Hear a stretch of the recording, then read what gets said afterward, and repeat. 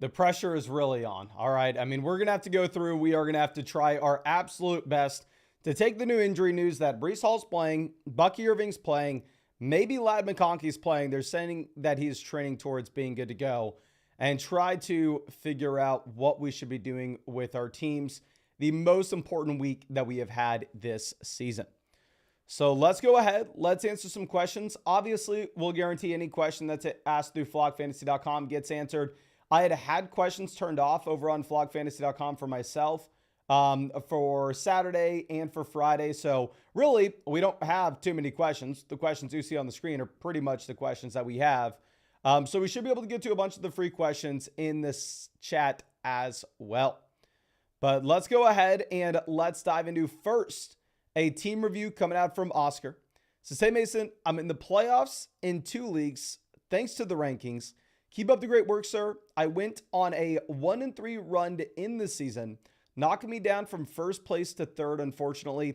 I'm facing the 6th place guy in the first round. Any advice? Thanks for all the work this season. No, thank you so much, my guy. Of course, I'm going to be super excited to go through and check this out for you. And I definitely want to hook you up with a bunch of free start set questions and stuff. So if you advance the next round, if you advance to the round after, feel free to shoot me over some free start set questions on the site. Would be happy to check them out. We are the #1 team in the league analyzer here with Gritty Party. Obviously, I'm assuming that trades are off the table at this point. But looking at the squad, we currently are rostering 3 quarterbacks, which is not exactly something that I love to see. Especially when you're in a situation in which you can always go to the waiver wire, pick up Russ, pick up Cousins, pick up Winston, pick up May, pick up A-Rich if you really needed to get somebody. So it is a little bit of an awkward spot here. Now, it is a league where you only have to start 2 receivers, 1 flex. My thing is, I think for me personally, waiver wire wise, I would go through and I would probably drop either Darnold or Kyler. Whoever you would prefer holding on to, hold on to him, let go of the other guy, and then pick up an option off the waiver wire, such as Braylon Allen. I understand that we're not having to think about this too long term here, but I just say, oh, okay, over the next 3 weeks, there's no world in which I'm benching Jaden Daniels. And obviously, this week, you start Jaden Daniels. Going over to running back, we're going to be rolling out James Conner as well as Chase Brown. James Conner is a great matchup this week going up against the New England Patriots. I would assume that Aaron Jones is going to be our flex more times than not.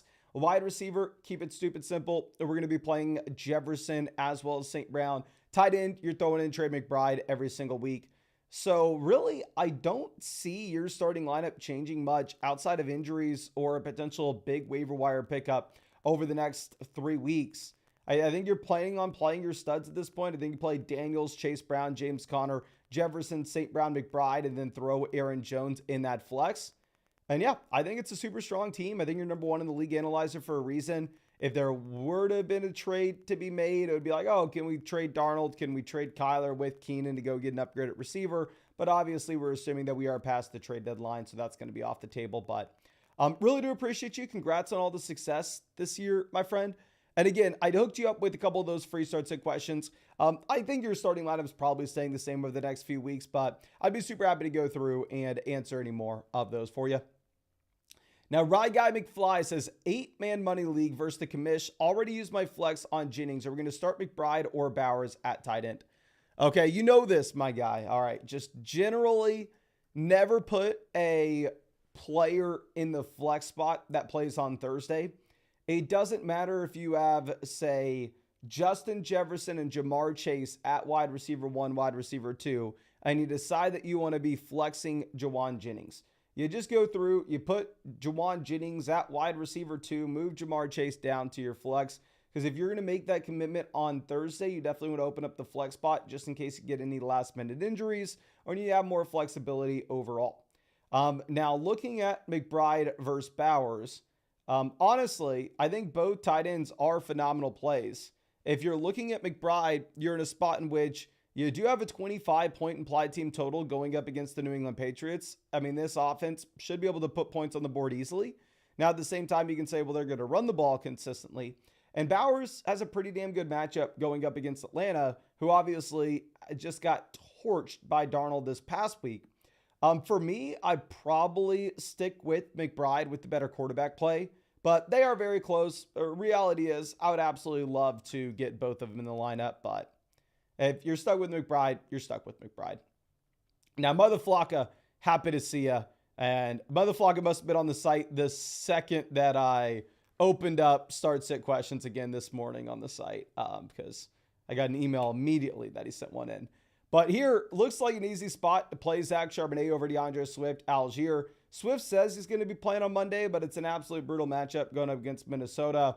Charbonnet, obviously, we've said this all season, but when you have no Walker, he is just an absolute bell cow back. You got to get him in. Going over to tight end, we're looking at Laporta, Otten, or Zach Ertz. Here, I probably end up going with Sam Laporta. One, because I have a bunch of underdog teams where I need Laporta to go off this week. And two, it is just a really good game environment with an over-under of 55.5 points. Let me just confirm real quick that the implied team totals and the over-unders that I'm referencing at this moment have not really changed. Okay, let's pull this up. Okay, so looking at it, just general rule of thumb, teams at the top are supposed to be the highest scoring teams in the NFL this week. These are the guys that you want their receivers, you want their you want them in your starting lineup. The Ravens, the Lions, the Bills, the Bengals, the Cardinals. Yeah, the Niners, RIP. Washington, Minnesota, Atlanta. Maybe you throw Green Bay. Then you kind of get to the mid-ish teams. Houston, Chargers, Philly, Denver, Rams, Chiefs, Panthers, Jets, Seahawks. Then you kind of get to the below average teams, such as the Dolphins, Bucks, Titans, Cowboys, Pats, Colts. And then you get to, or even throw Raiders into the mid-average teams. And then you get to the garbage teams or garbage offenses. This is what sportsbooks are projecting this week with Pittsburgh, Jacksonville, Cleveland, Chicago, New Orleans. And then at the very, very, very, very, very, very bottom, which is a big thing to point out, is you can see the implied team total for all these teams are roughly about the same. It's like, 18 versus 18.5 versus 18.5, 18.5, 18.75, 19.5, 20. Like they're all really, really close. Then you go down and you look at the New York Giants at 13.5, 16.5 point spread on this game. There is no world in which you are excited about these Giants players. You can play Malik Neighbors because he's talented. He's going to have a ton of targets, but his ceiling is going to be capped. I would honestly rather not play Tyrone Tracy. I would sit Tyrone Tracy if I could this week as well. But this all goes to say we want to start Sam Laporta. This should be a game that the over-under is 54.5 points. I'm going through and looking at the next projected game, this Niners-Rams game already played. The next highest over-under you have is 46.5 with Tennessee and Cincinnati. So it should be a super high-scoring game environment. And of course, I just have a lot of Sam Laporta, so I would as well. If you knew 100% Ladd McConkey is going to go for the games at 3, you go ahead and you play Ladd. The issue is if he's not cleared, they're saying he's trending towards being good to go. They're saying that he's probably going to play here. But without that guarantee, obviously it's a little bit tough. And without that guarantee, if you wanted to just play it safe with Zay Flowers, I'm not going to fault you. But I think reading the reports that we're getting out over the next 2 hours will probably be big. But Mother Flocky coming through with another question. Wide receiver Higgins is an easy start here. We can plan on going with Ladd relatively easily because you have pivot options where you can pivot over to Jamison Williams, no problem. Going over to tight end, we're going to take TJ Hawkinson. And then down there in the flex, tough spot between Ridley and Jamison. I think we probably just take Ridley and open up the Jamison swap to Ladd McConkey. But again, I actually do think that Jamison is a pretty good play this week given the game environment. But the flock out here again says, need help at tight end since Ingram is done. And you know what I just realized? We need to update the rest of season ranking on Evan Ingram over there on the site. And now that you have no Evan Ingram, you would almost say, like, do you move Brian Thomas Jr. even higher than he was previously? Because you were looking at it going, oh, okay, well, if you have no if you have no Gabe Davis, if you have no Christian Kirk, Brian Thomas Jr. and Evan Ingram are going to have absolutely everything. Now you remove Evan Ingram from the equation. But again, the issue is it is just an absolute garbage offense. So, like, realistically, can the projections for the target share go any higher with Brian Thomas? Like, going ahead and looking at what the projections are for Thomas here. And I know we are off the rails, but I'm just going in my head trying to figure if I got to move this guy up. He's higher or lower as 67.5 receiving yards. You know what? I actually am going to move him up my rankings just a bit. That you have no Evan Ingram, because he is truly the last guy standing here at this point. Like, I think I'd move him ahead of Metcalf. Hell, I think I'd move him ahead of Myers. I think he's a better player than Myers. They're both in garbage offenses, but Brian Thomas doesn't have to compete with Bowers. I think he's up there with, like, Malik Neighbors in our rest of season ranks. And then also, I think we got to move him up in the week 15 rankings as well. Where do we even have Brian Thomas in the week 15 ranks? 24. I'd rather start Brian Thomas over Myers, over Waddle. I'd rather start him over Flowers at this point. I think we move him up here next to, like, JSN Wilson. Again, absolute garbage offense, but it's a much better offense than what you have with, like, the Giants. But anyway, we have Noah Gray, Smart, Atkins, Chig, Strange, Mayer, Trimble, etc. on the waiver wire. Dear God. Running back, we know we want to start Zach Charbonnet. The only other guy you'd really consider here would be Chuba. We're going to throw Chuba in the flex. And we're going to start Brian Thomas, the last guy standing. Brian Thomas in the flex. Tight end, I would probably rather start Komet over the streamers.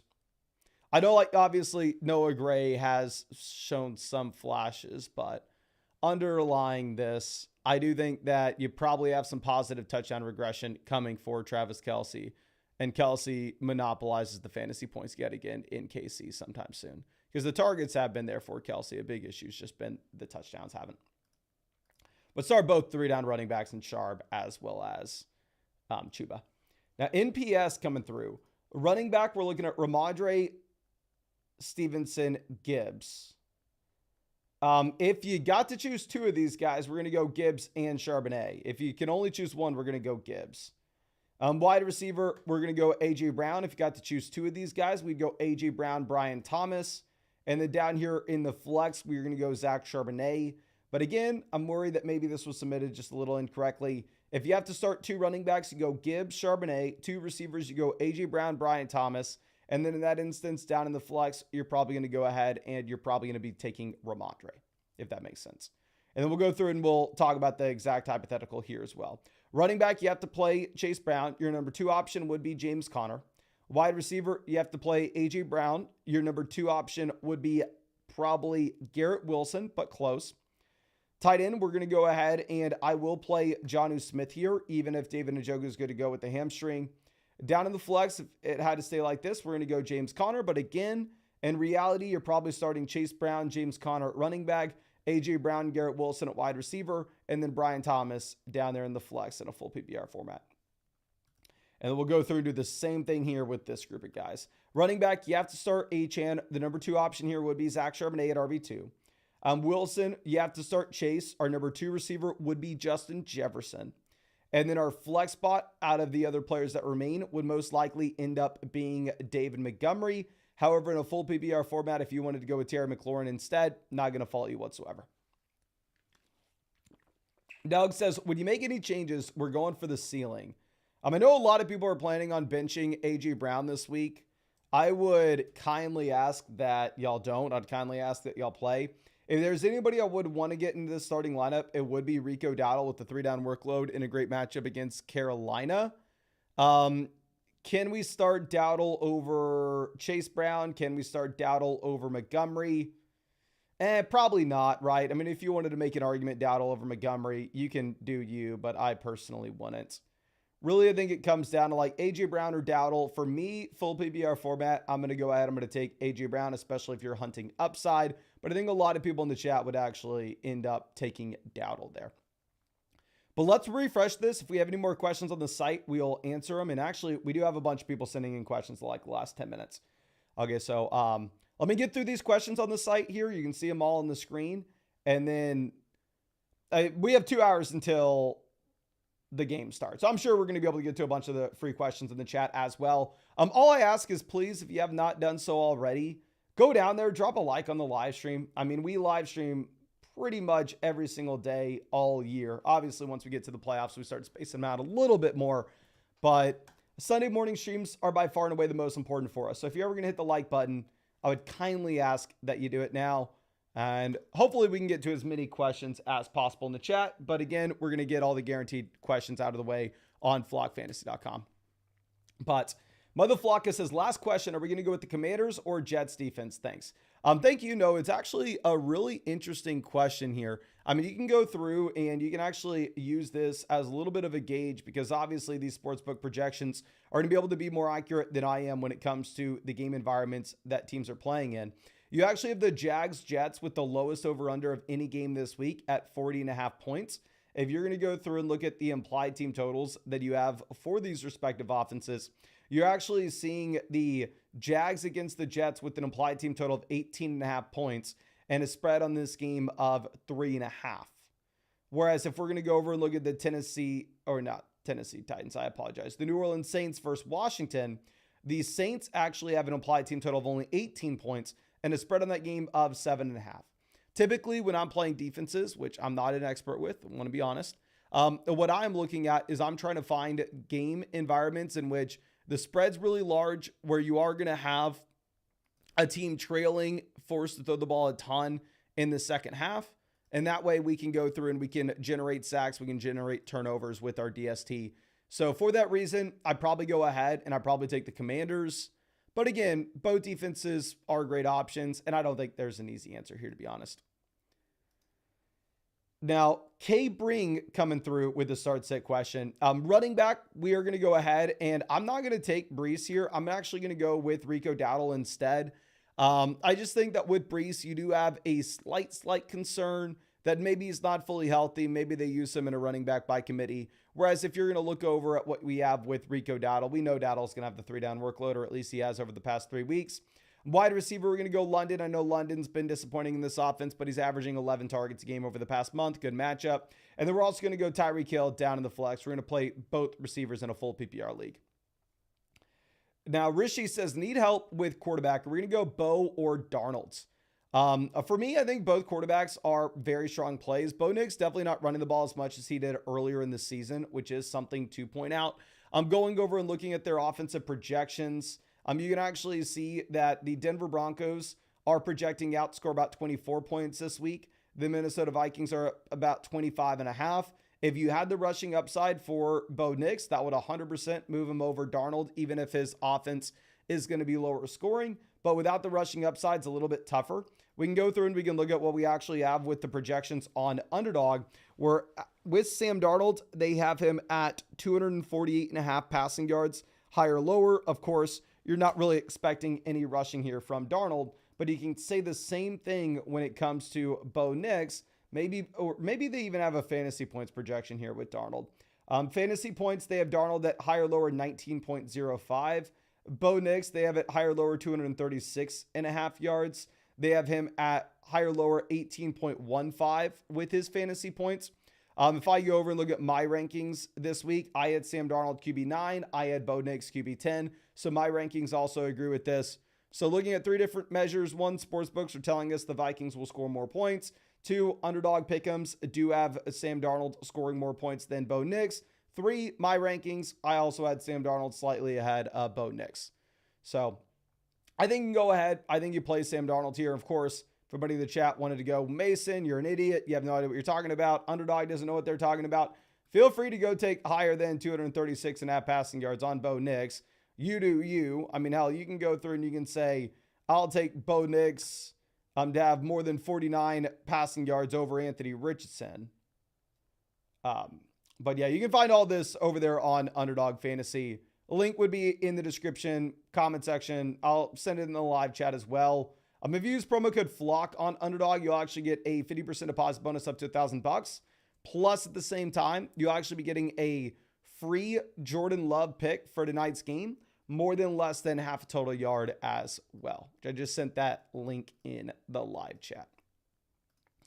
Now, let's move this back over so we can fill out the rest of this. So we're going to go Darnold over Nix. And then if we were to change anything, it would be to try to get Jaden Reed out of the flex spot. But can I start ETN? Nope. Can I start Worthy? Nope. Can I start Henry? Nope. So we are probably going to leave this as is. Dion says, hey, Mason, appreciate all the help this year. Appreciate you, my friend. Really wishing you the best of luck this week. A running back, we're looking at Pollard versus Aaron Jones. Let me see the most recent report that we've had with Tony Pollard. Obviously, Pollard was missing practice earlier in the week. Sounds like he probably will be good to go. But just want to double check to make sure that there hasn't been anything out that I've missed. Tony Pollard expected to play versus Cincinnati. According to ESPN's Adam Schefter, Tennessee Titans running back Tony Pollard is expected to suit up for Sunday's matchup with the Bengals. The former Cowboy didn't practice on Wednesday or Thursday because of the ankle injury. He practiced on Friday, although he was limited, resulting in a questionable designation heading into Week 15. It's clearly good news for fantasy managers, blah, blah, blah. So if Pollard's good to go, I think you can trust him. It's a good matchup going up against Cincinnati. Obviously, the Titans have a garbage offense, but the Bengals have the worst defense in the NFL. So maybe Pollard can get there. Still probably go Aaron Jones, though. You got about 7.5 point spread on that Vikings game. And then going over to the flex, full PPR format, I'm going to go ahead. I'm going to take Jerry Jeudy.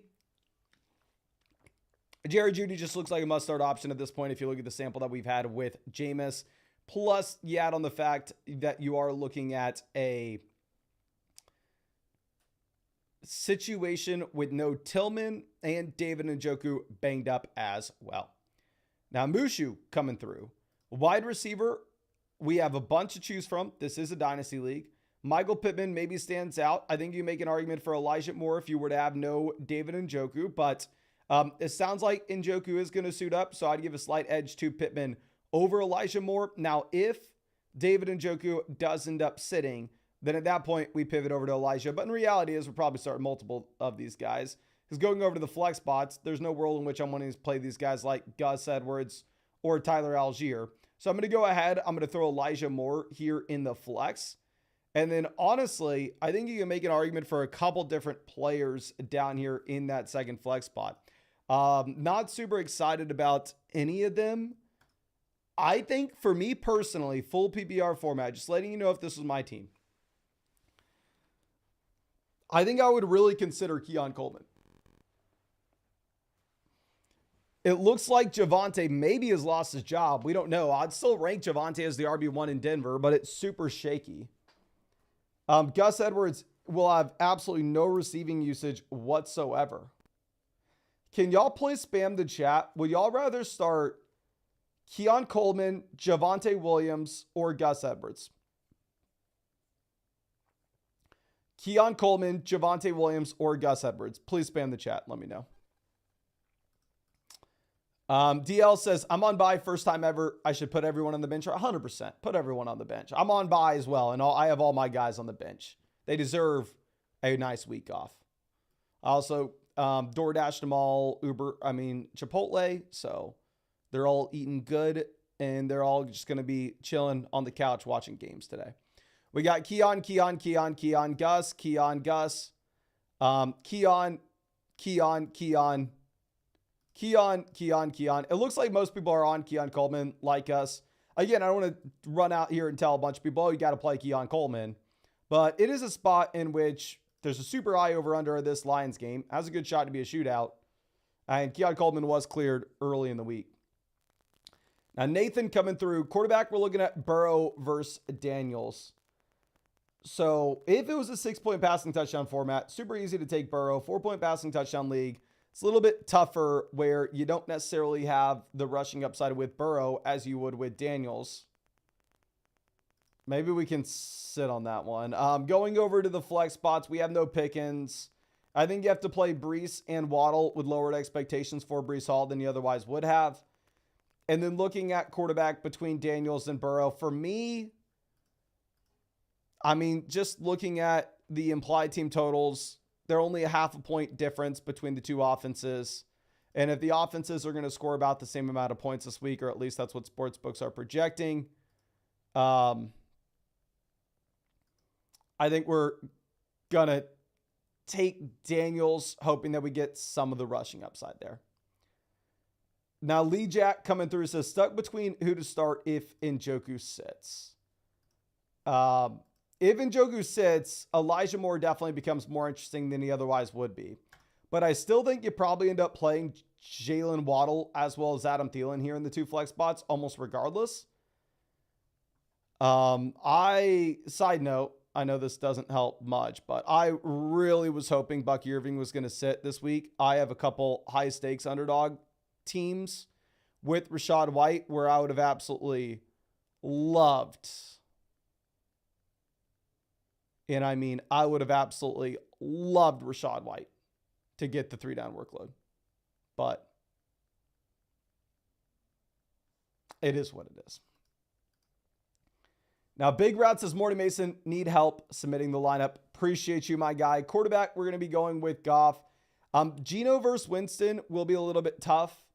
The Seahawks project to score more points, but also at the same time, you can say the Seahawks are probably going to be able to be a little more run heavy, knowing that Cleveland's going up against KC. I'd be very surprised if the Browns are able to run the ball. I'd be pleasantly surprised. I've Nick Chubb in a bunch of underdog drafts for God knows what reason. But reality for me, I'd probably take Geno Smith, higher scoring game environment. Running back, I'm going to go with Brees and Ramondre. Really want nothing to do with Tracy with how bad his offense should be. Wide receiver, we're going to be going with Evans, St. Brown. And then down here in the flex spots, we're going to be going right back to the wide receiver position. We're going to be taking DJ Moore, Calvin Ridley, DJ Moore, Jamison Williams are all incredibly close. Like looking at Jamison and Ridley, Jamison, perfect game environment. Ridley, perfect matchup.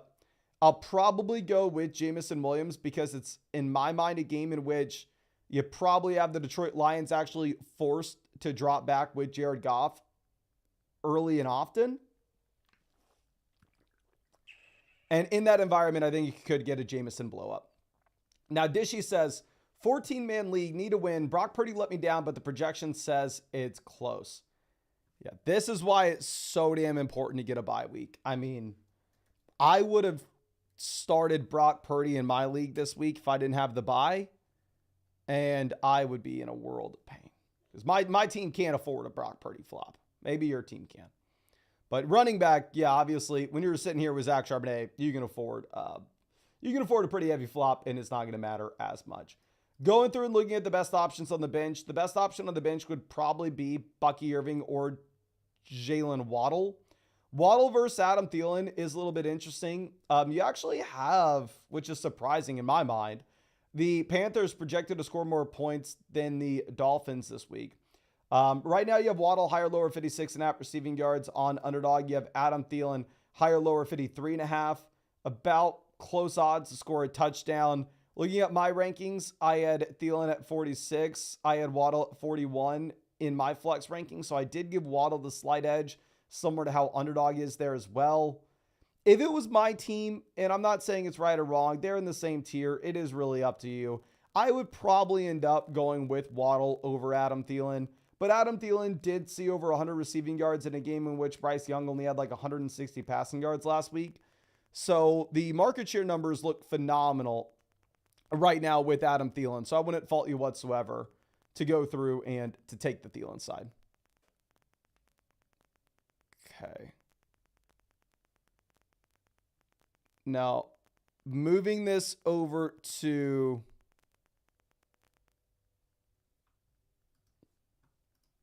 our next question from Ale Azadel. Going over to receiver, Jerry Jeudy is just a locked and loaded auto start at this point, especially with no Tillman. Tight end, between Hawkinson and Andrews, it's close. I mean, if you knew you were going to have the same passing volume in Minnesota last week as you would this week, you would go with Hawk even though last week you did have Addison and Jefferson monopolizing everything.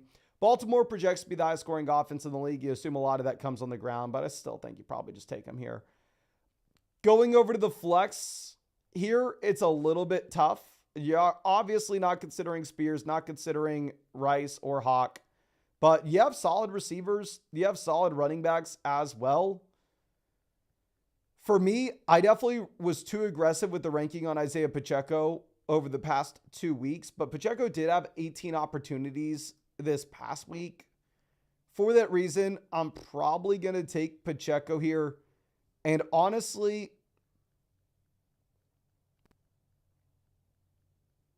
I think I may take Pollard as well. If Pollard's cleared, it's a phenomenal matchup. You're getting the 20-plus opportunities weekly here for him. And then I think we're going to go Myers with this last spot. If you wanted to take out Pollard and swap in Thielen, I wouldn't fault you for it, though. Again, you actually do have much better projections for this Carolina Panthers offense this week in comparison to what we had seen previously with the Panthers pretty much all season now. Now, moving over to Manito Kicks. Says, debating between Tracy and Najee as well between Ridley and Reed. So I'm assuming we need to start 2 running backs, 2 receivers, and 2 flex spots.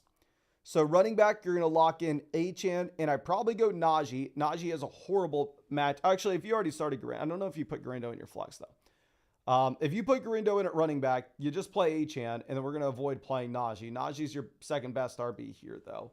Just brutal matchup for him to go up against Philly. Wide receiver, it's Chase Puka. Easily down in the second flex spot, it would be Ridley. Yeah, I'd rather play Ridley over Najee if we could choose. But say you had to choose 2 of those guys.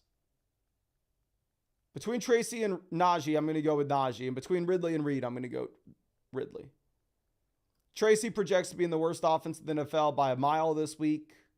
Reed, 1 game this season with more than 6 targets. And Ridley, you'd have a really good matchup going up against the Bengals, even if it's a garbage offense. Now, David coming through. For the flex, we're looking at Tracy, Waddle, Ridley, or Harrison. So definitely not going to be considering Tracy here. Again, I do want to be avoiding Tracy where we can. I know you get the target volume this past week, but ultimately this season really hasn't been used too much as a receiver, while at the same time, it's a garbage offense to try to bank for a touchdown. Going over and looking at Waddle, Ridley, Harrison. I think I probably end up going with Waddle. If you were ever going to be playing Ridley, it is in this game. It is in this matchup going up against Cincinnati. But now you've had a couple performances from Waddle with the production as long as Tua is under center. Now 74 Brandano coming through. Walker is not going to be playing. Bucky will be. I don't really know what to expect with the Bucky Irving workload, but I can say also no idea what to expect with the Javonte Williams workload. So there's no way in hell I'm telling you to play Javonte Williams instead. I'm going over and looking at what we have with the flex. So if you knew Ladd McConkey was going to go in a really good matchup against the Bucs, I think you could make an argument. We just want to go ahead and we want to take Ladd. And you know what? We are going to tell you to go with Ladd McConkey because you actually do have an easy pivot where you could pivot over to Harrison if Ladd doesn't play, because Harrison is also with that 3 p.m. slate. Now, JP's coming through. Down at tight end, I'm going to be going with Sam Laporta over Hunter Henry, just wanting to get every piece of the highest scoring game this week as we can. Going to the flex, I think you end up with Jacoby Myers. I have Myers and Waddle ranked back-to-back this week, but Myers has a great matchup, and you actually don't have a massive difference in the projections with the offense in Las Vegas as you do with Miami, typically, where, yeah, those offenses are miles apart in their projections. Now, Plastic Flower says Jaden or Hurts. So you actually do have better overall offensive projections with the Commanders in terms of total points scored than you do have with the Eagles this week, just because the Eagles have a really tough matchup against the Steelers. I probably end up going with Daniels here. Not super easy, though. And then Ertz, you're going to go ahead. But honestly, Kraft, I wouldn't consider either. We're just going to go ahead. We're going to take Zach Ertz. The target volume has been there 3 straight games with a touchdown, decent offensive projections. And then going down to what we have in the flex.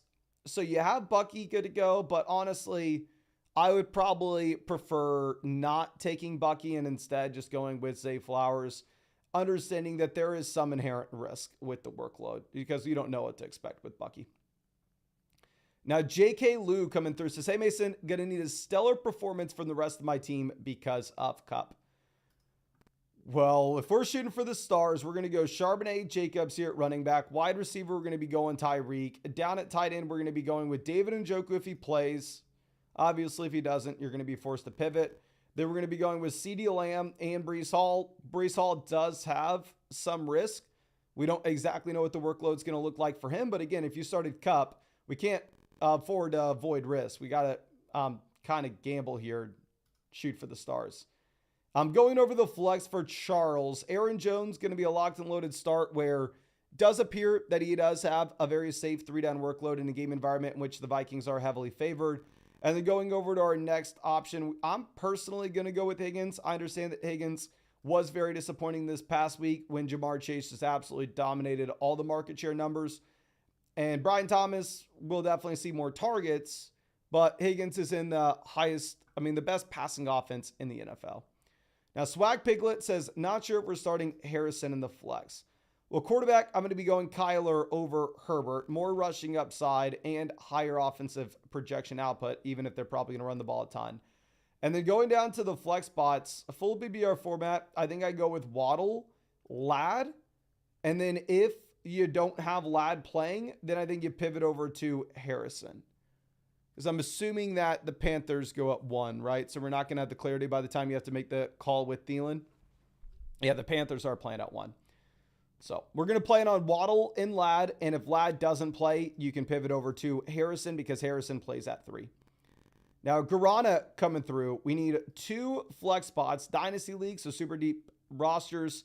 We have Tracy standing out here just a bit. We're actually going to have to start Tracy, which is absolutely gross with how bad his offense should be. But realistically, you have no Walker. Can't tell you to play Shipley, Steele, Corum, Isaiah Davis. I would say Joshua Palmer if you know that you have no Ladd McConkey.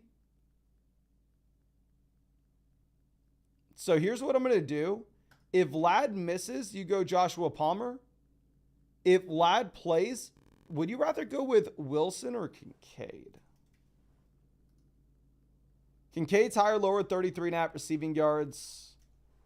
Michael Wilson is higher, lower, 33.5 receiving yards, almost identical projections. I think that would be your pivot if Ladd McConkey does end up playing. Is either going to be Michael Wilson or Kincaid. They do both play later as well, so you should get that clarity with Ladd. Now, Bub coming through. Running back, we go either with Brian Robinson or James Cook here.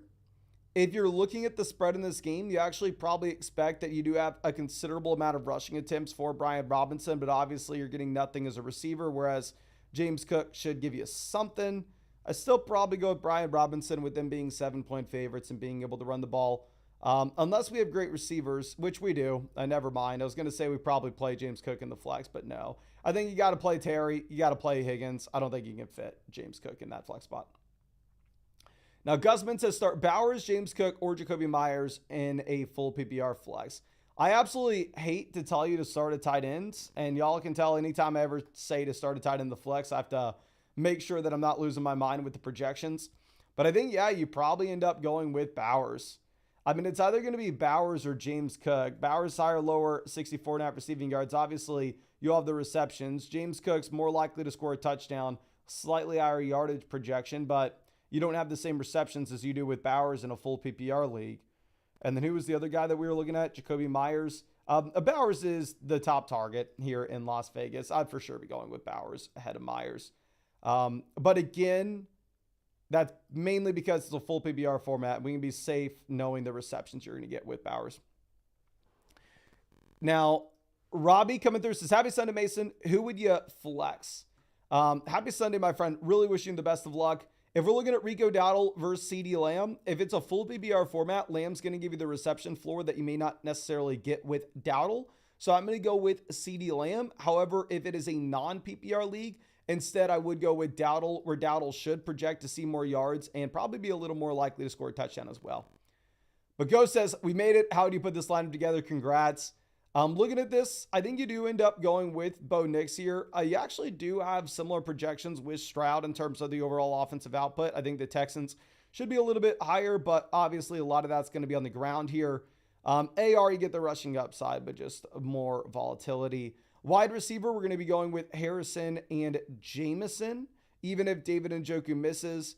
And then, dear God, you have a phenomenal team. Down in the flex, we go Charbonnet. I would love to get Dowdle in with the matchup, though. We're going to go Hawkinson at tight ends.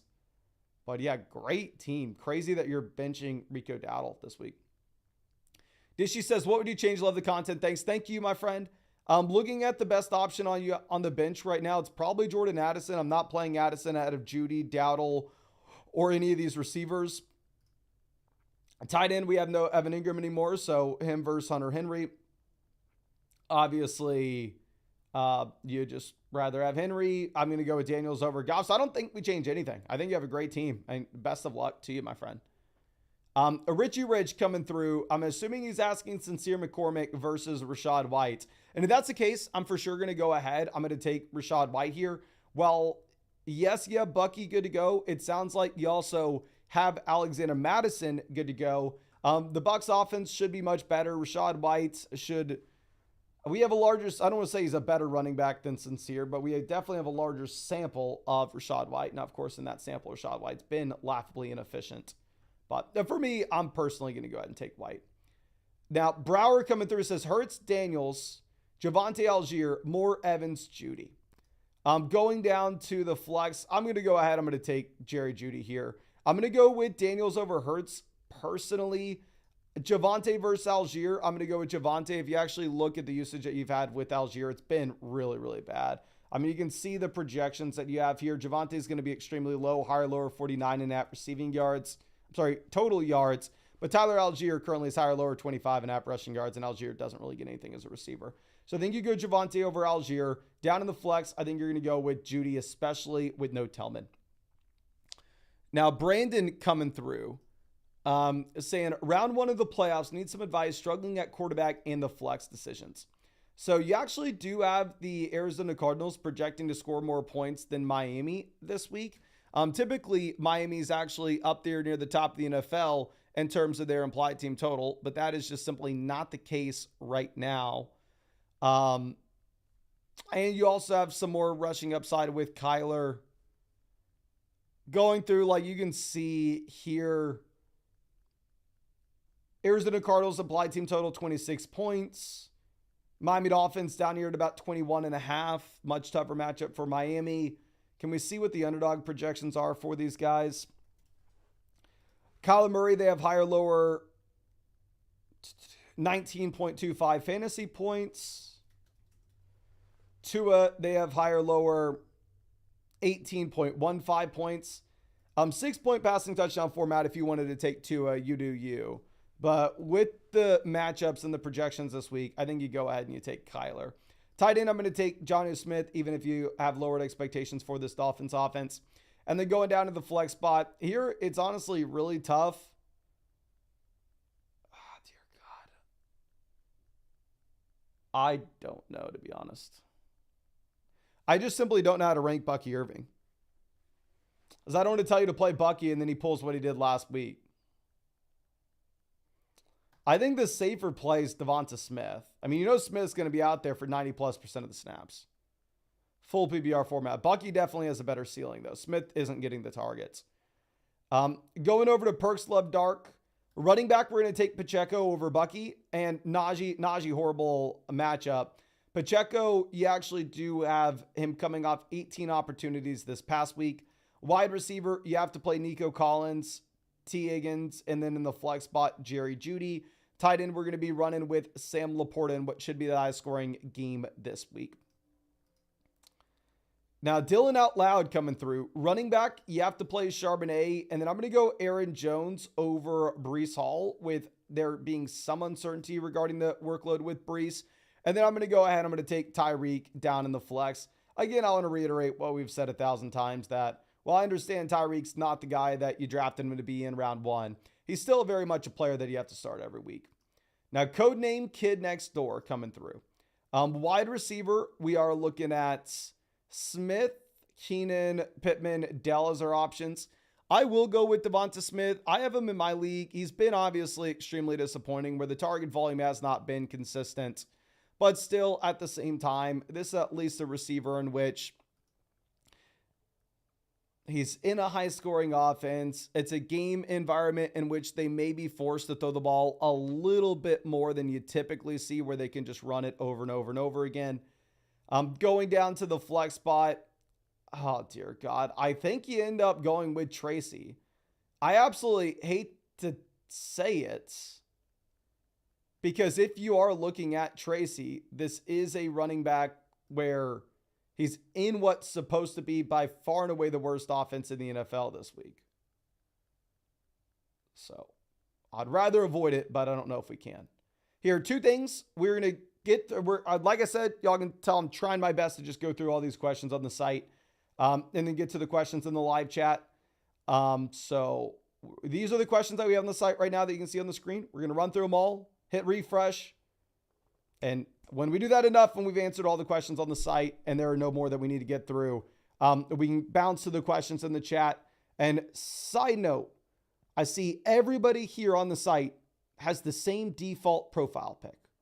What are we doing here? All right, I'm going to show y'all real quick how you update your profile pic.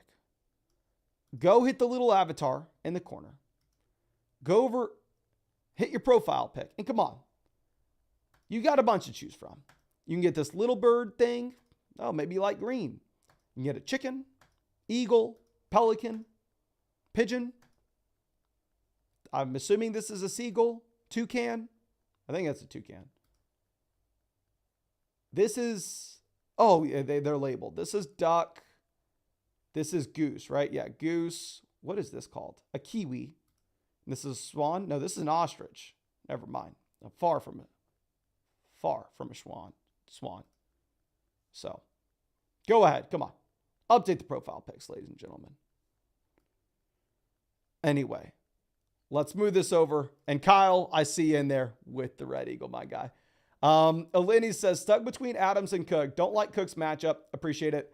Yeah, Cook's matchup, not great. Of course, should be a super high scoring game environment. But at the same time, I mean, you're in a spot in which you assume that the Bills just have a ton of dropbacks with Allen, similar to what they did last week. At least that's what we have seen most teams have success with, if any success, against the Detroit Lions. Even though last week, Green Bay actually decided to just run it over and over and over again. But I have Cook, Adams ranked back-to-back in my flex rankings. Can everybody please spam the chat? Would you rather have James Cook or would you rather have Davante Adams? Can you please spam the chat, James Cook or Davante Adams? And Njoku just got ruled out, so we're going to have to update the rankings on the site. We have Adams, Cook, Adams, Cook, Adams, Cook, Adams, Cook, Adams. So it does look like it's split 50-50, my guy. Again, I have James Cook ranked one slot higher, but ultimately it is going to be up to you, and they are incredibly, incredibly close here. We're going to go through and look at the update with the actives and inactives, and I'm going to update the rankings on the site for y'all. But first, let me run into the kitchen and grab a yogurt.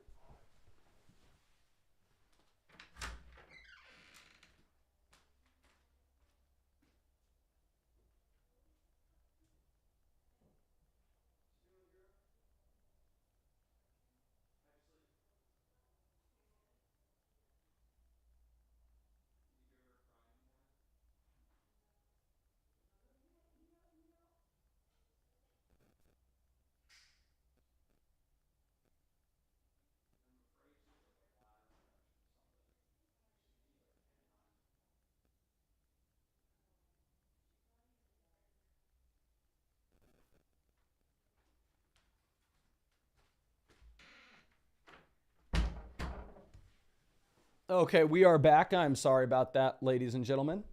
But let's go ahead and let me pull up the actives and inactives, and then we can update the rankings based off them. And yes, your boy had to get a little bit of yogurt, so my stomach does not hurt too much more.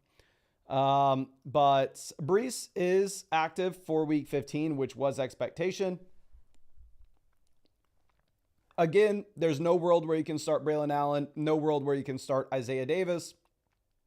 Brees, you can start. I would be a little bit hesitant, though, because you don't know the exact workload. David Njoku is inactive for week 15. So obviously, pivot over to a streamer if you don't have a backup plan already. And also, we are going to have to move Elijah Moore up the ranks. And Judy goes even higher. Judy is an absolute must-start play this week. Hollywood Brown could make the Chiefs' debut in week 16.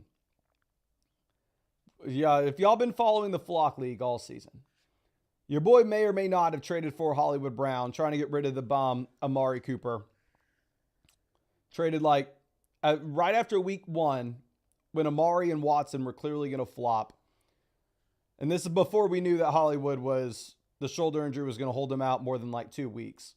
I traded Amari for Hollywood and Javonte. The next day, Hollywood got ruled out and got placed on IR with shoulder surgery. Brutal. But if Hollywood comes back week 16, make some good content. So let's go ahead. Let's update the rankings on the site. And let's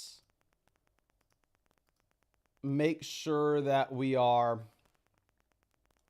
moving up the first rest of season. Let me move down David Njoku. You're missing this week, buddy. Maybe you miss next week. RIP, obviously. We're in the playoffs here. You miss a week, you're plummeting down the rest of season ranks. Next thing, going over to week 15, let's drop David Njoku off the face of the planets. And let's move up. And also, not super excited about Winston. Winston, you have no Tillman. Not only do you have no Tillman, now you have no Njoku, and it's a tough matchup. If you're streaming Winston, I'll look for a different option. Wide receiver, we had Jerry Jeudy, wide receiver 13. Hell, I think I'd probably rather have Jeudy over Sutton and McLaurin.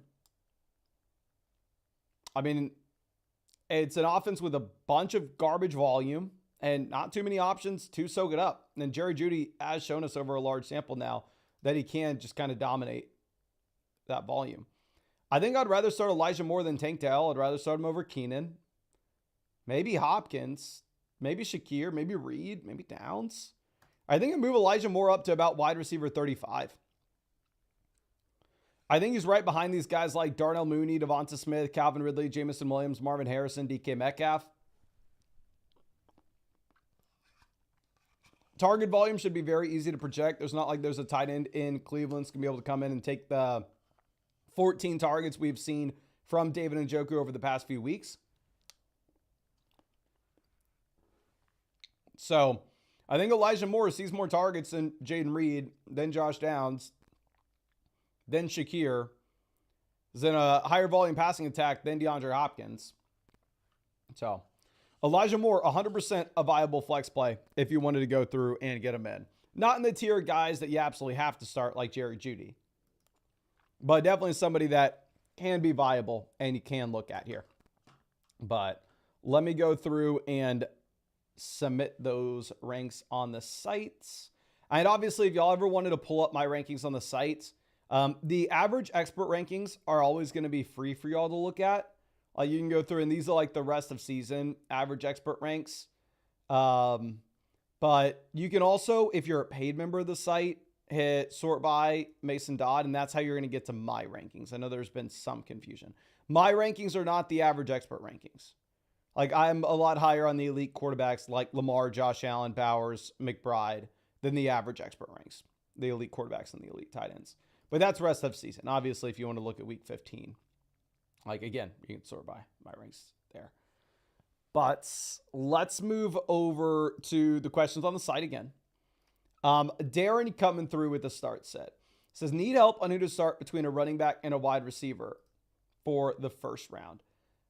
So real quick, we're going to be going with Dowdle here at RB1. RB2, Gus Edwards, but it's the most disgusting thing in the world. Unless I'm mistaken, we can go someone else. You could go with Sincere McCormick if you had no Madison. I don't want to play him with Madison. A wide receiver, you're going to be going with London, Wilson, and then Brian Thomas down there in the flex. But yeah, there's no world in which I'm considering a running back for your flex spot. Your wide receiver room is so much better than your running back room. Dylan says, best playoffs defense each week: Baltimore, Minnesota, Denver, Indy, Los Angeles, Washington, Green Bay. I will say this week, by far and away, the Ravens have the best defense. Like, the Ravens are in a completely different tier than any other DST this week in fantasy football. So I would say that I would almost rather have them than anybody else. Looking at the Minnesota's probably the second best defense this week. They get to go up against Chicago, but then they have to play Seattle. They have to play Seattle and Green Bay. Looking at the Ravens. The Ravens get the Giants, but then they have to play the Steelers and Texans, so not great after. Obviously, the Colts have a great schedule where the Colts get to go up against Denver, then Tennessee, then the Giants. So if you're looking at like over the next 3 weeks, it's hard to find a better defense than Indianapolis. Now, Vincent coming through says, do I play it safe with Thielen over Ladd? If Ladd sits, are we going to go Keenan or Keon? I have more. Caleb scares me. Real quick, let me just make sure that's, because I know we didn't rank Keon early in the week because I didn't know if he was going to play or not. Let me make sure that we have him in here. Okay, Keon Coleman, obviously.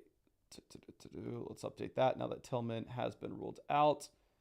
I would probably put Keon over Dobbs. Nick Westbrook-Keene does have a good matchup. But yeah, I'd probably put Keon here about wide receiver 47. I'm not super excited to play Keon. I would definitely roll the dice on Ladd McConkey here if these are your options. And then, yeah, if you had to make a pivot, I think you pivot over to Keenan Allen. But for me, I'm going to roll the dice with Ladd. They're telling us that Ladd is more likely than not good to go. Obviously, I can't decipher exactly what that means. They said that he was going to be able to just go out there, get a pregame warm-up in, and test everything out, but sounds like he should be fine. Should be. But Keenan would be the backup. Chandler says, start 3 PBR. Richardson, Neighbors, Ladd, JSN, Rico, Cook. You for sure put Anthony Richardson in the Superflex spot. And then Neighbors, Ladd, JSN, Rico, Cook. We're going to go ahead. We are going to be taking Rico Dowdle in the second slot, with Rico Dowdle having a phenomenal matchup against the Panthers. He's like higher, lower, 100 total yards on Underdog this week. You got to play him. And then between Neighbors, Ladd, JSN, James Cook, I roll the dice that Ladd McConkey is good to go. And if Ladd is not going to play, then you could pivot over to JSN. But you do have Ladd. You have JSN playing after Ladd, so you're going to get that clarity. And yeah, Nori says Ladd at higher, lower, 73.5 total yards on Underdog. Yeah. Again, if you look at the projections with like Ladd versus these options, such as Adam Thielen, Ladd does just project significantly better with better quarterback play, plus a really good matchup against Tampa. Ladd's higher, lower, 73.5 total yards versus like looking at Adam Thielen. Adam Thielen, higher, lower, 55.5 total. But yeah, here you go. Richardson, Ladd, Rico, and if Ladd doesn't play, pivot to JSN. Now, BHL coming through. For the flex, we are looking at Tracy White, Devonta Smith, Rome Odunze, blah, blah, blah. For me, I'm going to be going with Devonta Smith and Rashad White, Tyrone Tracy.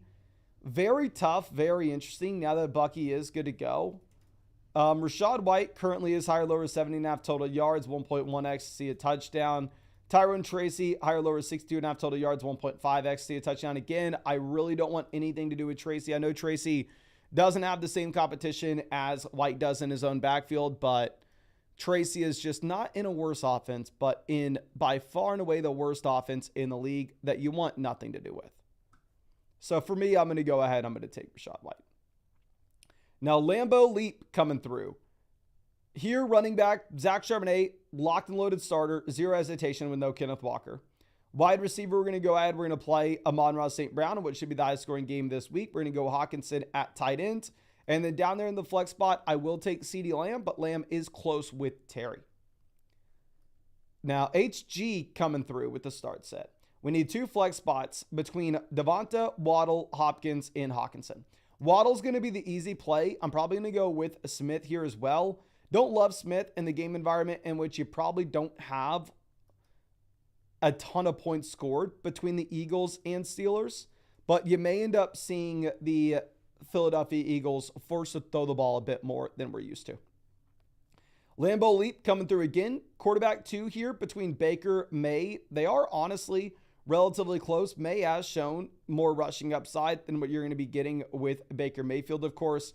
Now, with that being said, I'm still going to be going with Baker. I mean, Baker's been great. I mean, he had the dull about 3-game stretch with no Evans, no Godwin in the offense, but Evans is back in, so I'm more excited. This is a dynasty league, so we have a bunch of receivers that we can be looking at here in the flex, including Brian Thomas, Mike Evans, and T. Higgins. But for me personally, I think what I would actually end up doing here is playing JSN over Brian Thomas Jr. Thomas should be safer with the target volume he's going to see, but I think you're more likely to get the touchdown with JSN in a much better offense. Now, Bijan coming through says, need some help with wide receiver / flex. Must win quarters. Okay. Judy, absolute must start option with no Njoku, with no Tillman, with a bunch of passing volume in his offense. For me, it's really going to come down to Harrison or Adam Thielen. I know you had the 16 targets for Amari this past week, but you have Kincaid, Keon good to go, and Amari wasn't playing too many snaps to begin with, so I don't know if we can call Amari like a must-start option by any stretch of the imagination. Between Adam Thielen as well as Marvin Harrison, they are relatively close for us. I do have Thielen 2 slots ahead of Harrison in our rankings, and then you for sure play Rico Dowdle in a phenomenal matchup against the Carolina Panthers down here in the flex. Lobo says, non-PPR, win and we're in. Need advice from the best. Really appreciate you, my guy.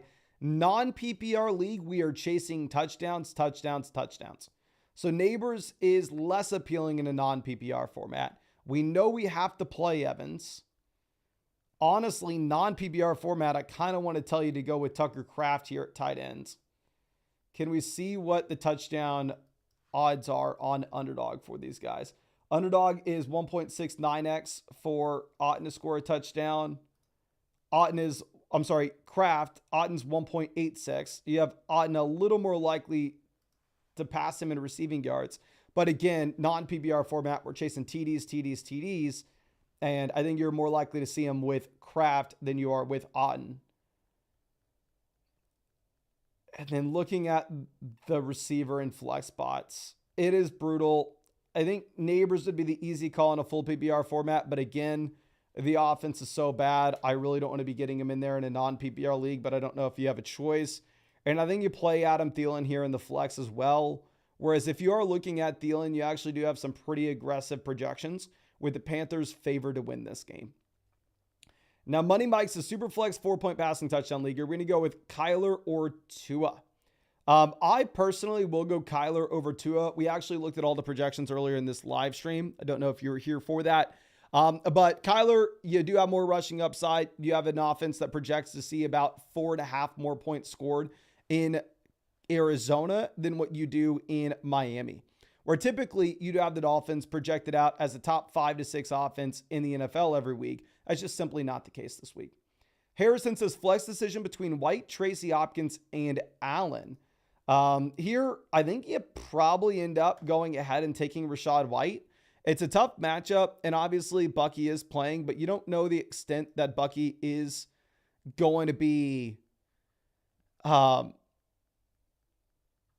available. If you look at White, we've seen receiving usage in the past kind of regardless.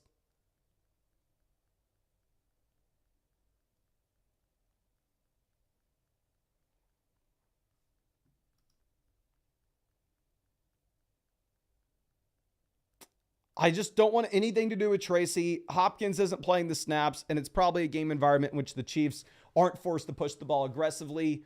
And right now you'd have lowered expectations with the over-under in that game. Okay. Now moving over to this next, Motley coming out says need a wide receiver in a flex between Reed, Dell, Coleman, Addison, and then Zach Ertz or Kyle Pitts. Okay, so the wide receiver here, I think you go with Addison. Addison's been very touchdown or bust, but you do actually have really good projections for this Vikings offense this week. Addison, I mean, really had a great game against the Bears last time we played them. Plus, I really need Addison in some underdog drafts for us. Tight end, we're going to go with Zach Ertz, who's just been a consistent target earner all season in an offense that projects to put up a decent amount of points against New Orleans. And then down here in the flex, I'm going to go Jaden Reed. I absolutely hate it, but it's not like we can say, oh, Reed's been inconsistent, so we want to go with Tank Dell instead. I mean, all those receivers have been inconsistent. Now, Nope coming through needing a flex. Here we're looking at Reed and I guess Elijah Moore. I think you can make an argument for Elijah Moore, specifically now that you have no David Njoku. If David Njoku would have played, then at that point, I think I could have made the argument to go with Jaden Reed instead because the target volume would have been harder to project as well for Elijah Moore anyway. But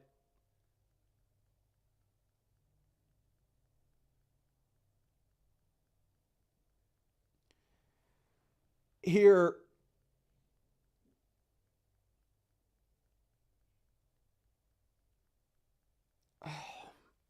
you know you're going to get the target volume for Elijah. You don't know about Reed. Reed's more of a big play option, but full PPR format, give me the volume. Casey Betts coming through. Wide receiver, we're going to be going with Ladd McConkey, plan A. Down in the flex, we will go with Bucky Irving. And if Ladd doesn't play, obviously with this being the later game today, you can pivot over to Keon Coleman. Actually, you can pivot over to Roma Dunze. Roma Dunze doesn't play till tomorrow. Barack says, down after Thursday Night Football, looking forward to the advice. Wishing you the best of luck here. If we're down, we're chasing the ceiling. We're going to go with Zach Charbonnet here at running back. Tight end, we're going to be going with Jonnu. Down in the flex, we're going to be taking both Aaron Jones as well as David Montgomery. Full PPR format, if you really wanted to shoot for the stars and chase the ceiling, you could make a pretty compelling argument to actually go with T. Higgins instead of Aaron Jones. But with Jones, you do just have the safe 3-down workload in an offense that projects to win the game by like 7 points. K. Soliner, always happy to see us, says Dobbs, Reed, Rome, or Elijah Moore. Good luck tonight. God bless my friend. Here again, I think if you had David Njoku playing, I would have gone with Jaden Reed. But with no David Njoku, instead, we're going to want to go ahead. We're going to want to take Elijah Moore. We're going to want to take, and plus, not only do you have no Njoku, but you have no Tillman in a game environment where we know that the Browns should be forced to throw the ball a decent amount. Now, Adam coming out says 14 teams. Team was stacked, but scary now at running back and Cup with 0. Isaiah Davis, McIntosh, and Kendre on the waiver wire. Okay. Pollard, Bucky, easy plays. There's 0% chance we're going to the waiver wire to pick up those running backs. We're going to go with Pollard and Bucky. Much better than I was expecting. Sounds like Pollard and Bucky should be both good to go and play this week. And going down in the flex, yeah, we have nobody that we'd play over DK and Nico. Obviously, we don't necessarily know what to expect with the workload with Bucky Irving here, but we can say the same thing. We have no idea what to expect with the workload of those waiver wire running backs. So take Bucky, take Pollard, and send up a prayer and hope for the best. Now, let's go through and refresh this, see if we got any more questions coming out. Okay, now we got a bunch of new birds. Hell yes. Thank you for updating the profile pics here, ladies and gentlemen. Now, obtainable coming through. Wide receiver, we are looking at Malik Neighbors. Still somebody you have to play over like Rome, Devonta Smith, just because you're going to get the guaranteed target volume in a full PPR format. A running back or the flex, we're going to go with the running back in Isaiah Pacheco that had 18 opportunities this past week. And again, y'all know I'm always as honest as I possibly can be with y'all. I try to be. But I'm honest in saying I have no idea what the hell to expect when it comes to Devonta Smith versus Bucky Irving. Like, how can I sit here and know, oh, this is exactly what to expect with Bucky? It's pretty much impossible.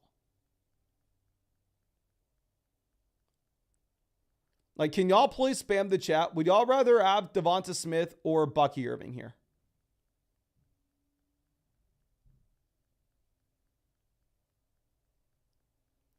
Are you going to go Smith or Bucky?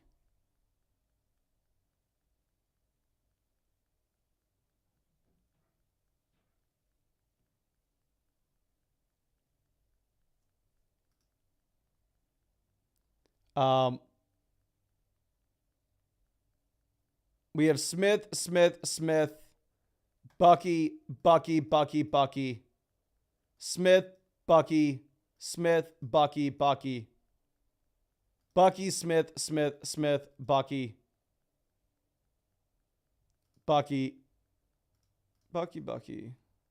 Don't trust Bucky. I have no idea. Bucky, if healthy. I mean, the thing is, they're saying he's going to play, but how healthy is he?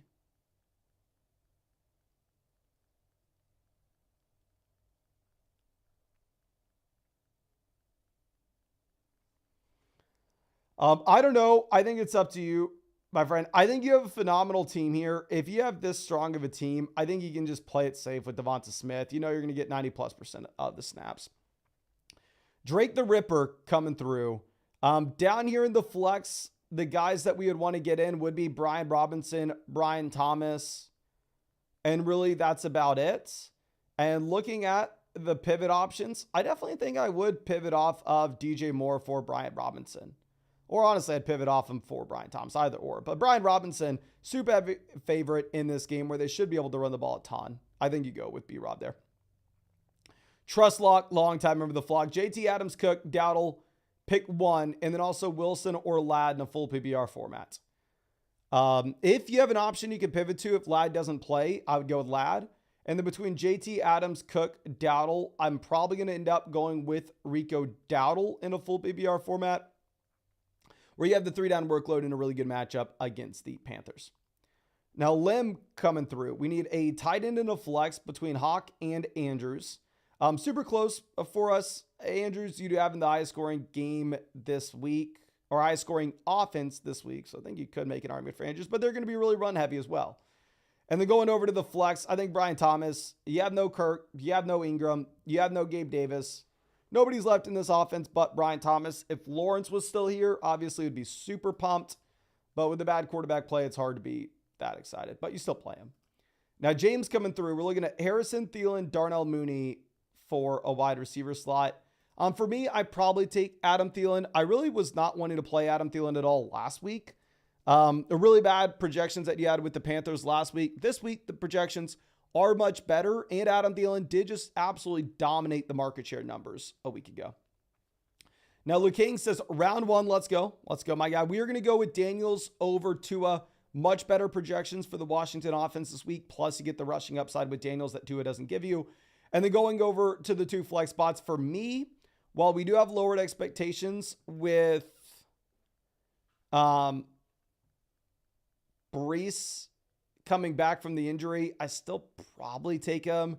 It's like Brees and then either Pacheco or JSN, which JSN has been better, but Pacheco had 18 opportunities this past week and a good offense. I have Pacheco and JSN ranked legitimately back-to-back in the flex rankings this week. If you look, I still probably go with Pacheco though. But William says, good news, Mason. My little sister got into Texas and I couldn't be happier for her. She's going to have a fun time being a Longhorn, I'm sure. Okay. Tell her I said congrats. Can everybody in the chat throw in a congrats for William's sister? Getting into Texas is a pretty big deal. Sadly, I don't have a Texas hat around me, or we would throw it on. Hook 'em horns. And this is a completely different tangent here, but I feel like I was talking to my girlfriend about this. So UT is very different than like a lot of colleges that I'm sure people go to. And that like the University of Texas, it's in the middle of Austin. Like it is downtown. And I don't know if it's because it's in the middle of the city. I don't know exactly why. Maybe because it's so big, but A&M's bigger, and A&M, they have like a bunch of school pride and everything. But at the University of Texas, at least in my experience, obviously there are 30,000, 40,000 people going every year. Everybody's going to have a different experience. In my experience is while I was at UT, including myself, there weren't that many people that had like school pride or like that really cared about the football team, cared about the basketball team, or like it was mainly people complaining about UT, going like just a bunch of complainers, like saying like UT sucks for this reason. In reality, UT is just, if y'all aren't from Texas, UT outside of Rice, which is a private school, UT is like the most prestigious public school in Texas. And so it's hard. Like it's difficult depending on what your major is. It's not easy. But like the further I get removed away from it, I think like the more like I appreciate UT. Like where I think if you would have asked me while I was there, would I recommend it to like my little sibling in high school if they would go there? I'd be like, yeah, if they want to, they can go wherever they want. But now that I'm like further removed from it, like UT, I think it's because it's like in the middle of a city and because it's a very difficult school. It's like so good at like throwing someone in and like saying, hey, you got to sink or swim, you know, you got to like really figure it out. And also that you have like opportunities to do whatever you want. So the more people say traffic sucks there. When you live downtown and you're on campus, nobody has a car. Like it doesn't matter. You would just walk everywhere. It's not like a normal college. So like the more I'm removed away from it, the more I can say like, I highly, highly, highly recommend if anybody in high school is watching this and you can get into UT, like I would highly recommend going to UT over. And the only reason I went to UT, I went and like toured A&M. I went and toured UT. I went and toured Baylor. And essentially the only reason I went was, because I did know, like my parents didn't care where I went. My mom just was like, yeah, UT's much more, like all my friends were going to A&M, but she was like, UT's a much more prestigious school for like getting a job than A&M is. And so that's the only reason I went. It's not like I cared about the football team or anything. And most people while you're there, like don't care. At least maybe it's different now that the football team's good. When I was there, the football team was kind of average. You're always like, we were ranked top 10 going into the year. And by the time you're halfway through the season, we're like fighting to be ranked top 25. But yeah, UT from like a school perspective, mind like taking away the football team and everything, couldn't be better, I think. Now, I don't know why we went on that tangent, but I was just talking to my girlfriend about that a couple days ago. But anyway, let's get back to the questions. Quad laser coming through. Running back, we're going to go Brian Robinson, Charbonnet, super easy spot. I mean, with Tyrone Tracy, garbage offense, Brian Robinson, Charbonnet should be able to run the ball a decent amount there. Wide receiver, London, 11 targets per game over the past month. You play London. The next best receiver you have no Pickens. Debo's already played. You have no Godwin. I would actually take Elijah Moore with no David Njoku and no Cedric Tillman. And then down here in the flex, I probably would go with Tyrone Tracy, even if it is a really, really bad offense. Codename Kid Next Door coming out again. Quarterback, we go Hurts. Running back, we go Chase Brown over Tracy. And then down in the flex, if you wanted to get anybody in, I guess you can. It would be Tracy versus Jaden Reed or Amari. You know what? I'd probably go Tracy over Amari. I think you have a higher floor, but obviously Amari's in a much higher scoring environment. So you could really make an argument to just go ahead and take Amari and shoot for the touchdown upside. Now, Filthy Flocker says, just found out my work league is doing 2 weeks per playoff match. Anyway, here is the team. I've played in almost every fantasy football format imaginable, but I've never played in a league where it's like, hey, to advance past round one, it's cumulative points over the 2 week period. I've never played with those settings. But running back, we're going to go Dowdle and Montgomery relatively easily here as well, given the game environments they should be in. Down in the flex spots, I think we're probably going to go with James Cook as well as probably Brian Thomas now that you have no Ingram, no Gabe Davis, and no Christian Kirk. but definitely play the top 2 running backs here. I mean, I think you just give yourself such a high median projection with all those running back touches. Now, Daniel says 2 receivers, 2 flex between Jacobs, Collins, Jefferson, St. Brown, or Adams. So the 2 receivers, we're going to be going with Collins, Jefferson, and the 2 flex spots, we're going to go St. Brown, Jacobs, and then we're going to be benching Davante Adams. Even though Adams, obviously, great matchup and looked good this past week. 20, always happy to see it. 20's been with us since I went to UT. Please tell me I'm right for starting Breece in the flex so I can blame you for my own mistakes. You are right for starting Breece in the flex. Even if you didn't send that message, I would have told you to do so. Lowered expectations for Breece for sure. In comparison to what you'd usually have with him in a really good matchup against the Jacksonville Jaguars. Don't know exactly what to expect here with the workload. Typically, you are assuming that you are going to get some baseline receiving production for Breece, though, of course. Now, 1K11 coming through. A running back between White, Pacheco, as well as Ramondre Stevenson. I think I'm going to go with Pacheco. You're in the best offense, and at the same time, you have 18 opportunities this past week. And then going down to what we have with the flex.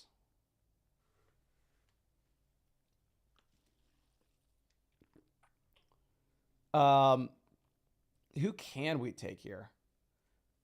Stevenson, you're getting 20 opportunities in a garbage offense. Smith, you're not really getting target volume. Full PBR format. Rachaad White, yeah, Bucky playing. Actually, I think you either go Devonta Smith or Darnell Mooney. We have them ranked back-to-back in our rankings. I truly do think it's up to you on this front. I have Smith 52, Mooney 53, and Stevenson 54. They're all back-to-back-to-back in our flex ranks this week. So really, I do think it's up to you. Can y'all please let me know in the live chat real quick? Would y'all rather start Mooney, Brian Thomas, or Devonta Smith? Mooney, Brian Thomas, or Devonta Smith? Please let me know who you're going with. Tesla says Breece is a Christmas miracle for everyone playing against him. Free win. Interesting. Smith, Mooney.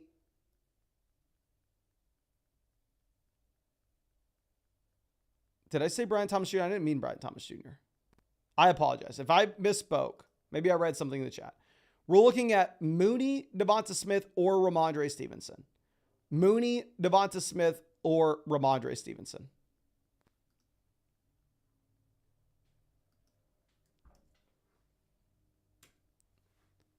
Okay. Let's see. We got Mooney, Smith, Mooney, Smith, Mooney. So it looks like nobody is on Ramondre. Mooney. So it looks like most people are on Darnell Mooney here. Again, I have Devonta Smith ranked 1 slot higher. I think if you go over and look at the underdog projections this week, however, the underdog pick'ems, you should see Mooney's higher, lower 48.5 receiving yards. Devonta Smith is higher, lower 47.5 receiving yards. So they do have Mooney slightly ahead of Smith as well. Now, Daniel coming out says, who should we start sit? So, I can't see the options that we have on the bench here. I don't know if you're saying that we need to bench one of these options and maybe we only have one flex spot. And if that is going to be the case, the guy that I'd bench out of this list most likely would be Davante Adams. It is a phenomenal squad in general, however, where, I mean, you have, even in an 18 league, Barkley and Mixon are both top 4 running backs. Nico and Jefferson are both top 4 wide receivers. Jacobs coming off 3 rushing touchdowns, and he's in the flex. Now, Average Joe says started Jennings and Garindo. Who would you trust to play? So we're shooting for the ceiling. We're going to go with Jaden Daniels. Down in the flex, we're going to go with Dowdle in a good matchup with all the volume. We're going to go with London. And I can't believe we started Jennings over these receivers. I think you go Lamb. Obviously, I wish we could go back in a time machine and put A.J. Brown in over Juwan Jennings, but I think you go with Lamb over A.J. Brown, knowing that there's just not a lot of passing volume in Philly. Now, Isaac coming out. Quarterback between Baker and Tua. Relatively similar in our rankings. You actually do have Tua in the Dolphins projected out slightly worse this week than what we have seen over the past month. But I think you still go ahead and you probably take Tua.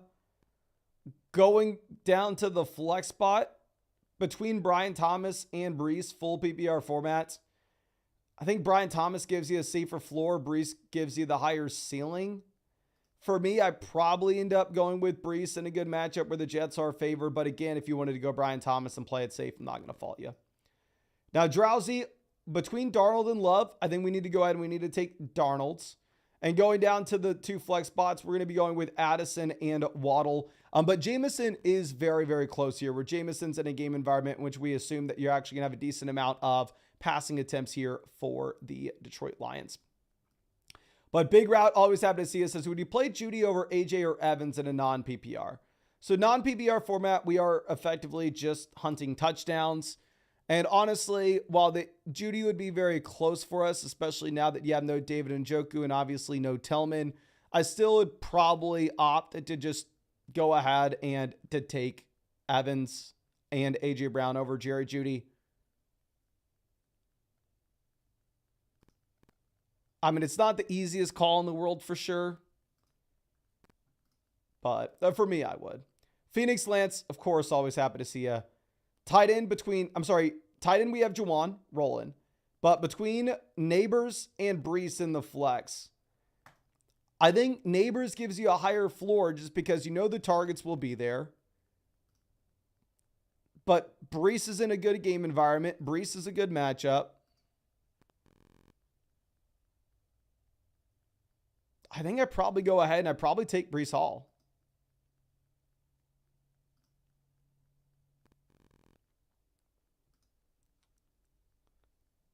I think you have the difference between the implied team total of the two teams being like 8 points. Like the Jets should be a significantly better offense. But let's go through. These are the only questions on the screen that you can see that we have right now. So it looks like we should be able to get to questions in the live chat before this is over. But obviously, let me get all the guaranteed answers over there on the site first. Looking at this from Dustin, says, I'm stumped between Bucky or Higgins, but I'm not feeling confident in either of these picks. Please help. For me, while I understand that you do have the very disappointing performance from Higgins this past week, I think you still have to go with them over Bucky. With Charbonnet, Dowdle are obviously going to be guys that you play. You know, you're starting Jefferson, and I would start Higgins over Wilson. If you take a step backwards and look at Higgins, it's a concentrated offense where you do have probably the most passing volume in Cincinnati than any offense in the NFL. This is like the best offensive environment that you can find yourself in. And then down here in the flex spots, I'm going to be going with Dowdle and Garrett Wilson. But yeah, your team's too good where you simply don't have to take the risk and you don't have to gamble with a Bucky workload where we just simply don't know what to expect. Now, Odd Moose coming through with our next one says, need the W. Hope that we got this right. I'm new. Appreciate you, my friend. And here, it's a really interesting spot if you have to choose between Dowdle and Judy. But I don't think we bench either guy. I actually think that what you should do is go through and play Judy over JSN with the target volume being safer and play Rico Dowdle over JSN as well down there in that flex spot. Between Judy and Dowdle, I think both are in phenomenal situations where you have a great matchup, of course, for Dowdle going up against the Carolina Panthers. 3 straight weeks with 20-plus opportunities. Looking at Judy, this is a receiver where you've seen the sample with Jameis of him just absolutely crushing. And now you have no Njoku, you have no Tillman. So his top 2 players when it comes to target competition are no longer going to be something you have to worry about. Now, Dez says we have good options. We went up against Puka. So went up against Puka could have been a hell of a lot worse. A quarterback, I think we probably end up going with Love over A-Rich. Love has all his weapons. Decent matchup, but it is close. Wide receiver, we're going to be going with Mike Evans relatively easily. And then down in the flex spot, I think you have a great team. I think you play Dowdle and Montgomery. But yeah, again, I mean, Dowdle is just looking like an absolute must-start play at this point. Richie Rich says, full BBR, we're going to go Ridley or Hopkins, and then the Falcons or Cardinals DST. The Falcons Cardinals DST is in an interesting spot because you do have the Cards as pretty heavy favorites here over the New England Patriots, like at 5.5 points. Yeah, the Falcons is pretty heavy favorites over the Raiders. You do have the Patriots projecting to score more points than the Raiders this week, but the Cardinals defense is a better defense than the Falcons. I'd probably go with the Cardinals DST, but it's really close. And between Ridley and Hopkins, I'm honestly kind of going to easily go with Ridley there, where you are looking at a receiver that has been a consistent target earner since DeAndre Hopkins has gotten dealt. Now, of course, with that being said, you've had the majority of the points going over to Nick Westbrook-Ikine because he's the guy that's had the touchdowns, but that's not going to be something that's super easy to project going into the future. Now, and it's the best matchup you can possibly have going up against the Cincinnati Bengals. There's not a worse defense in the NFL. Now, Rough Gorilla says, first week of the playoffs, we need help at quarterback and the flex. Quarterback, I'm going to go Jared Goff. I actually think Goff's a very interesting streamer this week where you have the over-under of this game. Last I checked at about 54.5 points, which is the highest over-under of any game that we have seen so far this season. So the projections are really there with the Lions to have to throw the ball. And then we're going to go A.J. Brown, similar to what we've been saying over the past 6 weeks or so with Tyreek since Tua's returned. Well, yes, I understand that this isn't necessarily the guy that you were hoping he would be. You were hoping, of course, that he was going to be able to come out and he was going to be able to be a top 3 wide receiver in fantasy if you took him in round 1. The passing volume's not exactly there, so it is a little bit tougher for him to get there. But still, I think you can go ahead and mark A.J. Brown as a must-start player every week regardless. Please don't be benching A.J. Brown. Even if he's not as good as what you were hoping he would be, he's still somebody you have to play. Phil D. Flocker says, tight end premium format, are we going to be going with Jonnu or Brian Thomas? So if you're getting the 0.5 point per reception added on for tight end, obviously Jonnu becomes a more appealing flex. Like Jonnu right now, they have higher, lower 4.5 receptions. So say you get 4 receptions with Jonnu, that's an extra 2 points on his projection than you would otherwise expect. Going over and looking at Brian Thomas in comparison, Brian Thomas is just more likely to score a touchdown, so much higher with yards. I think I still probably stick by Brian Thomas over Jonnu Smith in the flex, but if you're going to get the extra 0.5 point per reception for Jonnu, very much it is close, and I wouldn't fault you whatsoever if you wanted to pivot over to Smith. Now, Nathan coming out with the start sit question.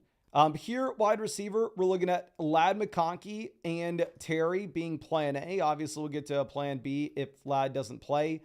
Down here in the flex, I think you're going to end up having to plan on some more receivers here too, such as Devontae Adams. And then the last call will be between Malik Neighbors, Adam Thielen, Zay Flowers.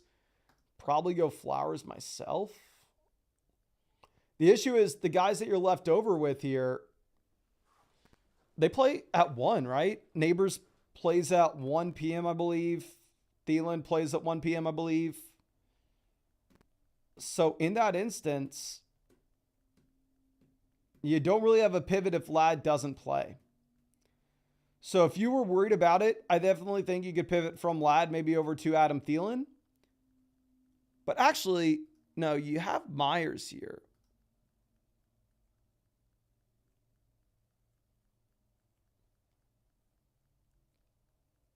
Myers doesn't play till tomorrow. So your pivot, we're going to plan on going with Ladd McConkey.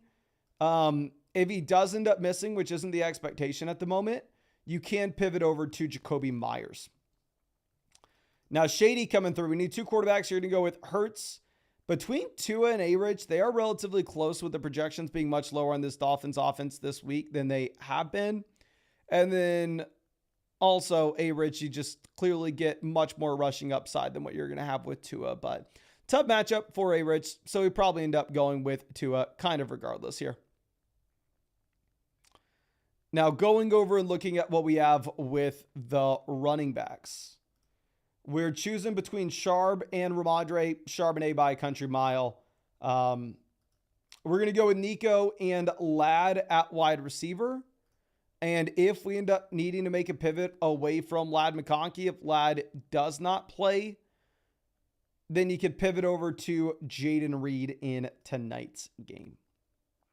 I'm so terrible at fantasy says, Pollard or Breece at the flex, worried about the workload. Completely understandable to be worried about, honestly, maybe the workload of both players, where Pollard also didn't practice either Wednesday or Thursday. Pollard, they currently have, they took down his rushing yardage mark, which is interesting. What did they have Breece at? Breece Hall, they have at 11.85 fantasy points in a half PPR format. For me, I end up going with Breece. It would be different if we knew Pollard wasn't dealing with the ankle. Pollard was 100%. Regardless here. But that's just simply not the case. You're having to deal with both running backs injured. And if both running backs are injured, I'm going to go with the running back that I think is better. That's in the better offense. And they both have really good matchups. Now, let me refresh, see if we have any more questions on the sites. And if not, we'll get to the questions in the live chats.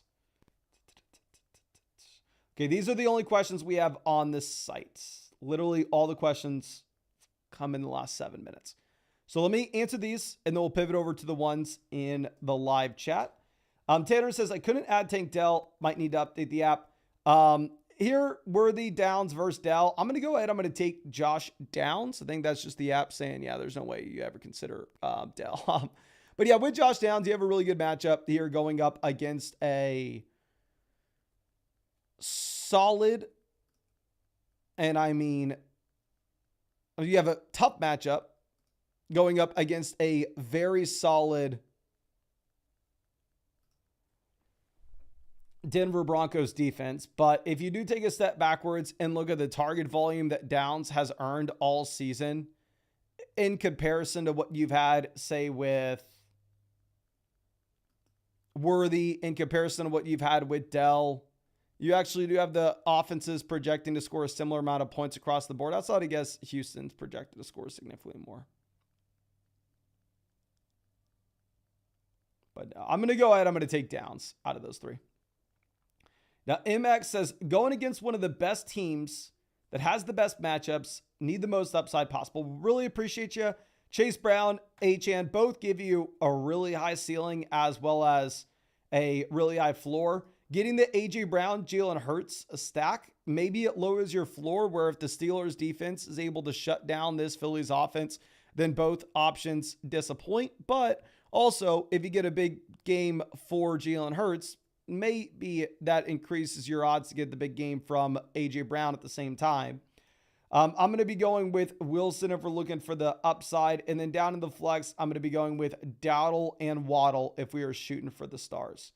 If you wanted to pivot from Waddle to Adam Thielen, though, I would not follow you on that.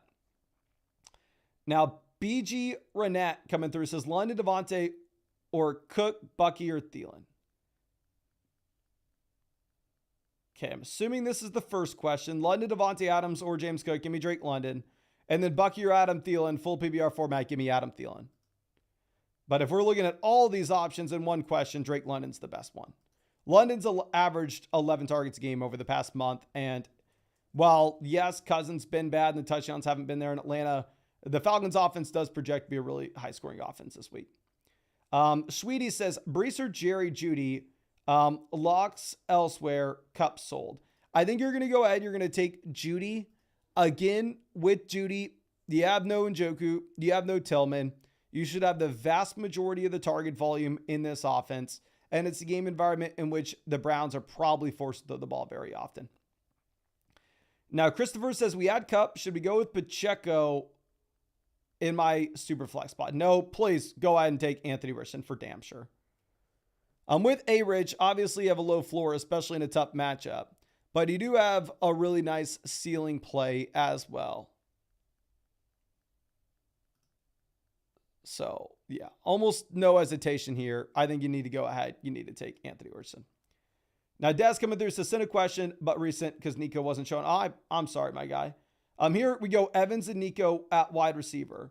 Flex, we're going to be going with Dowdle and Montgomery. Relatively easily, I think you bench Harrison. I really hope that we benched Jennings. Tight end, I'd go Laporta over Kate Otten. Quarterback, I would go with Love over Anthony Richardson. I think it's a great team.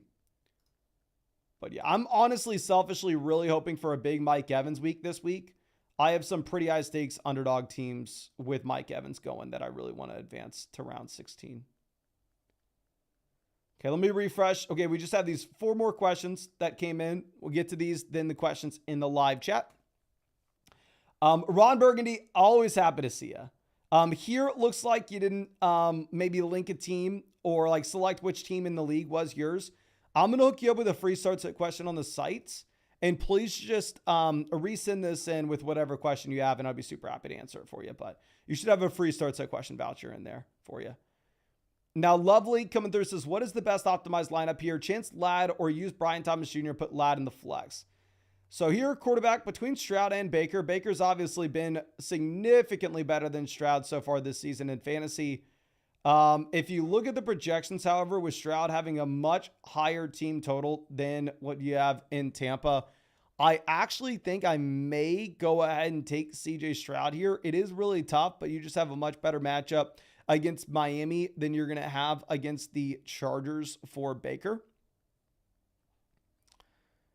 Now, going over and looking at what we have with running back, we have Dowdle, Aaron Jones effectively as locks. And then, yeah, you have to start Bijan Robinson here in the flex. We'd play those other running backs over these options here as well. So if Ladd were to miss, you can pivot over to Jaden Reed. But honestly, I think Brian Thomas is probably a good enough option, especially with how strong your team is, where you can afford to just kind of play it safe. It sounds like Ladd McConkey is more likely than not going to be playing, or at least that's what we've been told.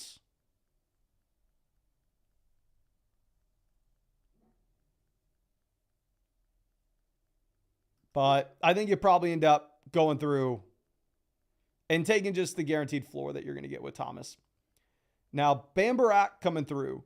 Quarterback, we have Josh Allen as a lock. Wide receiver, we're going to go ahead. We're going to take Ladd, Metcalf, Waddle, tight end McBride, and then down in the flex, we have Charbonnet. Yeah, this is a great running back room, though. And if you miss out on Ladd, I wish this was a trade that we had maybe way back earlier in the season where we knew to trade Jonathan Taylor for a wide receiver because, I mean, here to bench JT and Dowdle, clearly our running back room is just absolutely loaded. Okay. Now, let's move this over to our next question coming out from AD Port. Here for the 2 flex spots, we are looking at Metcalf, Ridley, Reed. I'm going to go with Ridley in a phenomenal matchup against Cincinnati, the worst defense in the league. And I'm probably going to be going with Metcalf here as well. Where Metcalf has been really disappointing since coming back from the injury, but he actually has led Seattle in receiving targets over the past 2 weeks. BG Renat says Devontae Adams or DJ Moore. I'm going to go with Adams. You only have one other receiver to compete for with targets, and you do have the Jets offense projecting to see more volume than Chicago this week. Now, Jay Show says Kyler, Kamara, Garindo, Montgomery, Chase, Lund, and Hawkinson locked in. We need to choose between Ladd or Harrison in a non-PPR formats. So you actually do have both these players playing later today. So really nice spot where we don't necessarily have to worry about, oh, if Ladd doesn't play, blah, blah, blah. No. If Ladd plays, I would go ahead. I would take Ladd McConkey, who has just been much more consistent than Marvin Harrison so far this season, where we've had some spike weeks from Harrison, but at the same time, you've had some massive duds. So honestly, it is kind of difficult to go through and ever tell anybody to play Harrison at this point. But I think this maybe was the last question that we had on the site for now. Obviously, I'm sure we'll get some more questions in over on flockfantasy.com, and we will answer those as they pop up. But also, let's answer a bunch of the free questions that we have in the live chat. So please, if you have any questions, drop them in the chat. I'd be happy to try to answer as many as we possibly can. Jared coming through says, Sincere McCormick or DJ Moore at the flex. There is no world in which I start a Raiders running back this week. I mean, at least my expectation is this is a garbage offense where it's difficult to know exactly what the workload's going to be between these RBs. Is what I think Alexander Madison's trending towards being good to go, right? Sincere McCormick's probably the starting running back in this instance. Like, even if you go over and you look at Sincere McCormick on Underdog, he's currently higher, lower, 8.55 fantasy points. Like, don't be starting McCormick. And it's not even like I'm a super big DJ Moore guy.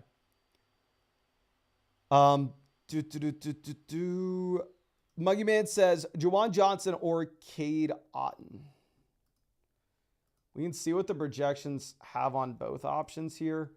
Juwan, last guy standing, but garbage offense. I mean, he has a 3.06x to score a touchdown.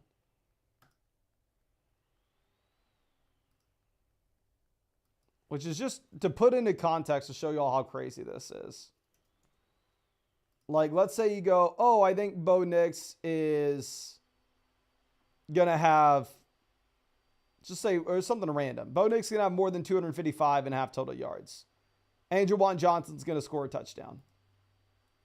Because you get the 3.x multiplier, it's $2 to win about 20. Juwan Johnson, very unlikely to score a touchdown. Super low volume offense. Projects to be the second worst offense in the league this week. Whereas you look at Cade Otton, they have almost with twice the odds to score a TD here in Tampa. So I'm going to go ahead. I'm going to take Cade Otton over Juwan. And you know what I've never done on Underdog? I've never played around with. I've never played around with like choosing these like bums to score TDs. And I know this is like the number one way to lose money. I'm not telling anybody to do this. That's why I've never done it before. But I just want to see how it even looks on Underdog. It's like Jonnu. Somebody name a random tight end. We'll go Kyle Pitts. Somebody name a random tight end that you think is going to score a touchdown this week.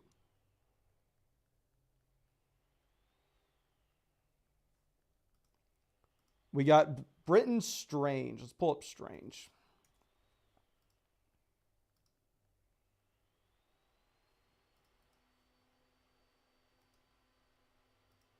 Says a max multiplier has been reached. Let's go with somebody that's maybe a little more likely. That's a 200x multiplier. So just, and this is great. I wonder how many people actually do this. I've never submitted anything like this, and I wouldn't recommend anybody to do it. Like Juwan, Otton, Smith, Pitts to score a touchdown. Go through. The max bet that they would give me on this is $217. $217 to win $40,000. Or $2, or how much is it to win $1,000? $6 to win $1,100. It's really funny. Obviously, probability you win that is 0%. But let's see. Big Black says, are you scared about Cleveland's weather? Judy owner. Again, I want to reiterate that some of these games, you can see when the weather's really going to be a factor. An example of this is you go and you look at the Niners-Bills game that we had 2 weeks back or 3 weeks back, whenever it was. It's not like I was really monitoring, oh, okay, I know exactly what the snow pattern's going to be here, and I'm turning into a weatherman, and I know how this is going to impact him in fantasy. But still, we knew to bench every Niners receiver. Like, we were able to say that confidently. And the reason we knew that without me like really in depth tracking the weather is because sportsbooks, when they put out their over-unders, when they put out their spreads, they are tracking the weather and they know how it impacts the game environment more than I ever could. So again, the base expectation when you go ahead and when you look at, say, like implied team totals and look at these projections, it's going to be priced in. You saw that with the Niners-Bills game 3 weeks ago, and this is the game that Purdy played, but the Niners projected to be a bottom 5 offense in the league that week. So you're like, oh, okay, well, we know the weather is going to be garbage. And yeah, the weather actually does look like it's not going to be the best here in this Cleveland game, where you can go through and you can look at the over-under of this game, and you can see that it is currently 41.5 points, and it started at 46.5. So the weather is definitely priced in here if you are looking at the projections. And it does not only lower your expectations possibly with Jerry Jeudy, but I still think Judy's a must-start option, but it also maybe lowers your expectations with DeAndre Hopkins. But again, I'm definitely still starting Jerry Jeudy. We just have lowered expectations. But whenever, like, while y'all don't hear me talking about the weather a ton, like in these live streams, is one, a lot of times maybe it's raining or maybe it looks like it's going to rain and it doesn't. Like literally, I live in Austin, Texas. I check the weather every single day that I wake up. Do you have any idea how many times they tell me it's going to rain and it doesn't, or vice versa? And also, when you're looking at these projections from sportsbooks, they really know how to adjust with weather. Obviously, they are taking that into consideration. And so you can see that that's priced into the projections here, where the over-under of this game opened up at 46.5 and is moving down to 41.5. So it does look like they are pricing in some pretty bad weather. Again, in reality, maybe this means you're a little bit less excited to play Elijah Moore. Maybe you're a little bit less excited to play Jerry Jeudy. I still probably play Jeudy, though. Okay, let's move this over. Mark says Bucky or Rachaad White. Considering the underdog teams where I have Rachaad White, I'm hoping it's White, but probably Bucky, to be honest with you. Cole says Atkins pivot from Njoku. I'd rather not. Stone Cold says Noah Gray or Sam Laporta. For the love of God, play Sam Laporta over Noah Gray. Noah Gray is not interesting. Let me see. What do they have Noah Gray on underdog as? Noah Gray, they have higher lower 25.5 receiving yards. Do not start this dude. Michael says full PBR Waddle or Jonathan Taylor.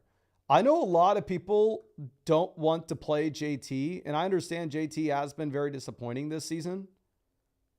But in my mind, JT's one of 3 running backs in the NFL that is going to see 100% of the opportunities in his backfield.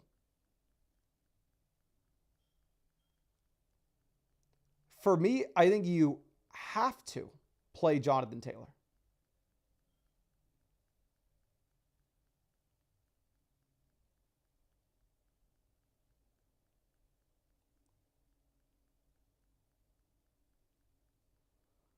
Like, it's a tough match, but even the game environment doesn't look that bad. The spread's not that big on the game.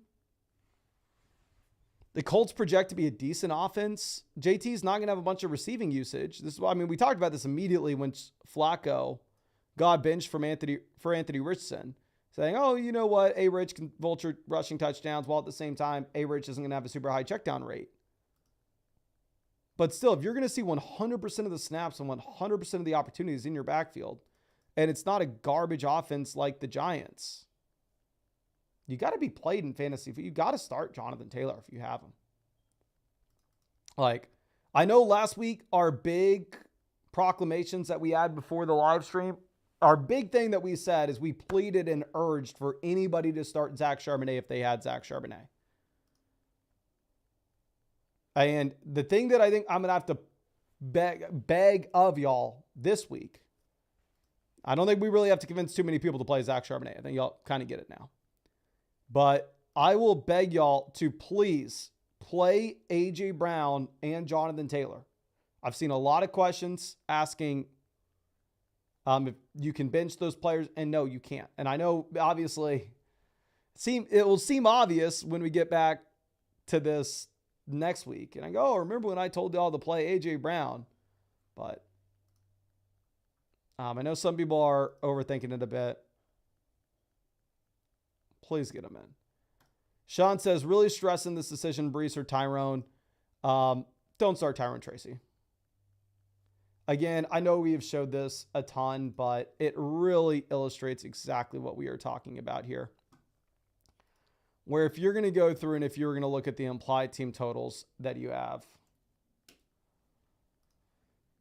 for this slate of games for week 15, it's not just the Giants project to be the worst offense in the league, because a lot of weeks you have, oh, okay, this team projects for 17 points. This team projects for 16 and a half. This team projects for 16. Oh, I guess this team projects to be the worst offense in the league. This week, it is very, very, very, very different. You can see, and these are from sportsbooks. Like I said, I'll say this till I'm dead in the grave. Sportsbooks know more than you do. They know more than I do. We can use them as valuable projections and try to make good starting lineup decisions. The worst offenses in the NFL this week. Oh, they're all about the same. The projections have Chicago, Cleveland, New Orleans, all at 18.5 points. They have the Steelers a little bit higher than this. The Steelers are a pretty bad play this week. I'd rather bench, honestly, everybody here. And then the Jags are right after 19.25. But you see, they're all relatively close. They're all within a point of each other. Then you go down to the Giants at 13.5 points.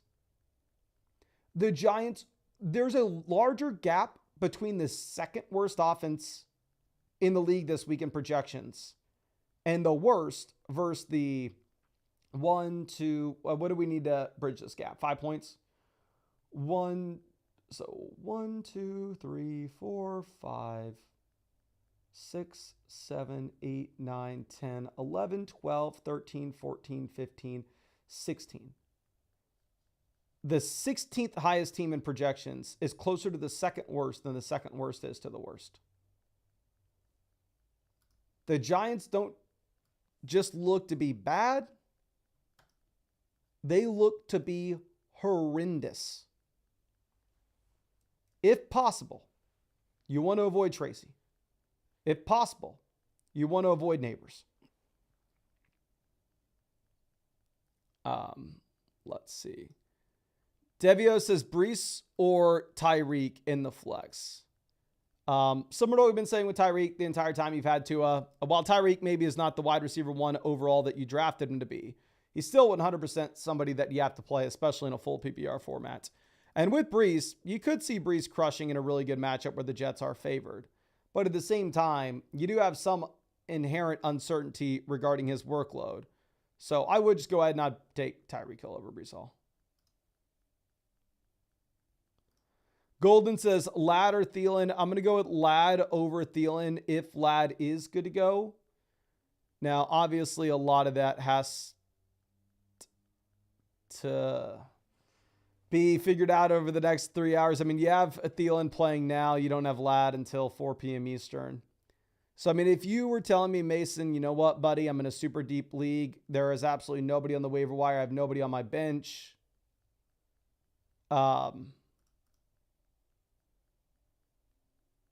Then sure you can play it safe with Adam Thielen, but if you knew Ladd was going to play, I think you go ahead and take Ladd. And I think you can roll the dice too. Frozen Grape says, I put in a start sit on Flock. Okay, let me go ahead. And again, of course, if you wanted to get any guaranteed questions answered, you know, just go over to flockfantasy.com. The link's in the live chat where it says ask question here. And let me see if we have any more of those questions. We'll get them answered. Then we'll go back to the live chats.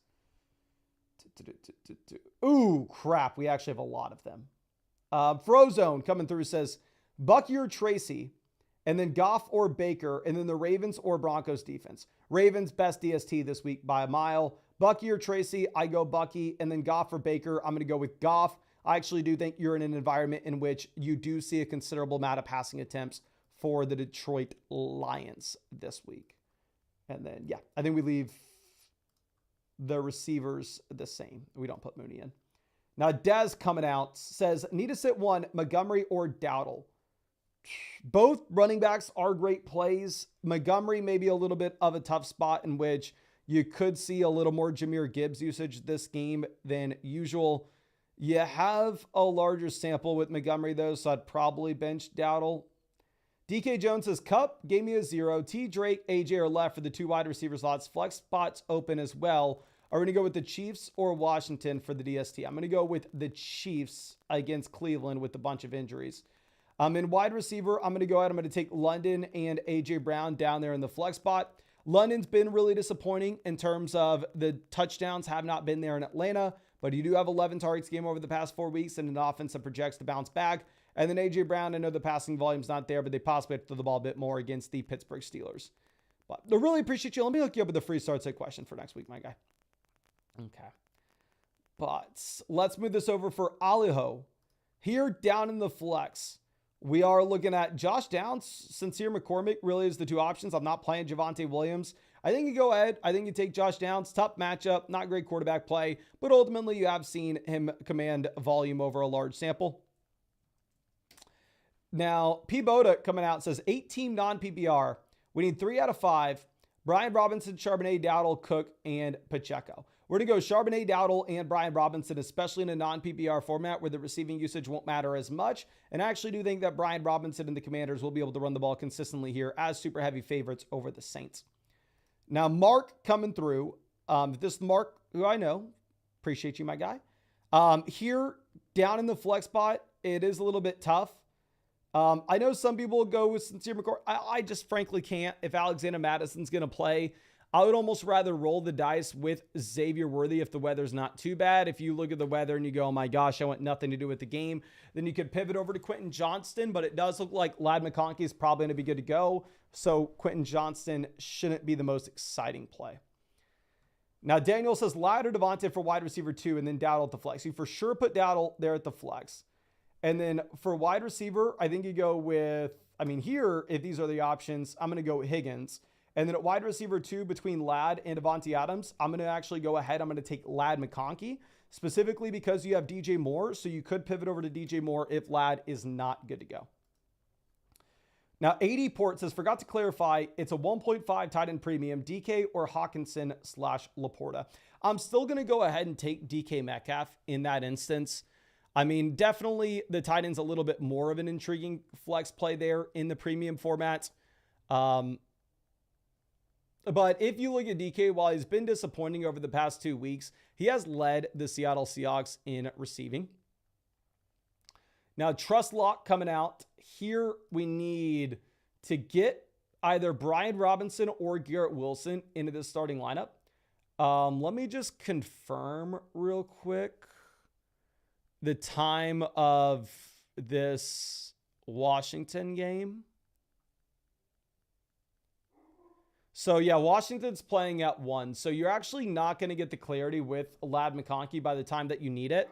So for that, because you really don't have the pivot options, I would just play it safe. And personally, I would either go with Brian Robinson or Garrett Wilson over Ladd McConkey. Based off how ridiculously strong your team is, though, I do think you could probably just take the higher floor with Brian Robinson. But you definitely don't need to go with the ceiling play of Ladd with how strong your roster is. Rada says, I don't know who to start in the flex. Can I pick up Elijah Moore? I would rather, actually, no, you play Adam Thielen, especially if you think the weather is going to be bad there in Cleveland. For the Cleveland game, I think you can go ahead, take Adam Thielen. Definitely not playing either of the Bills guys, even though it should be a super high scoring game environment.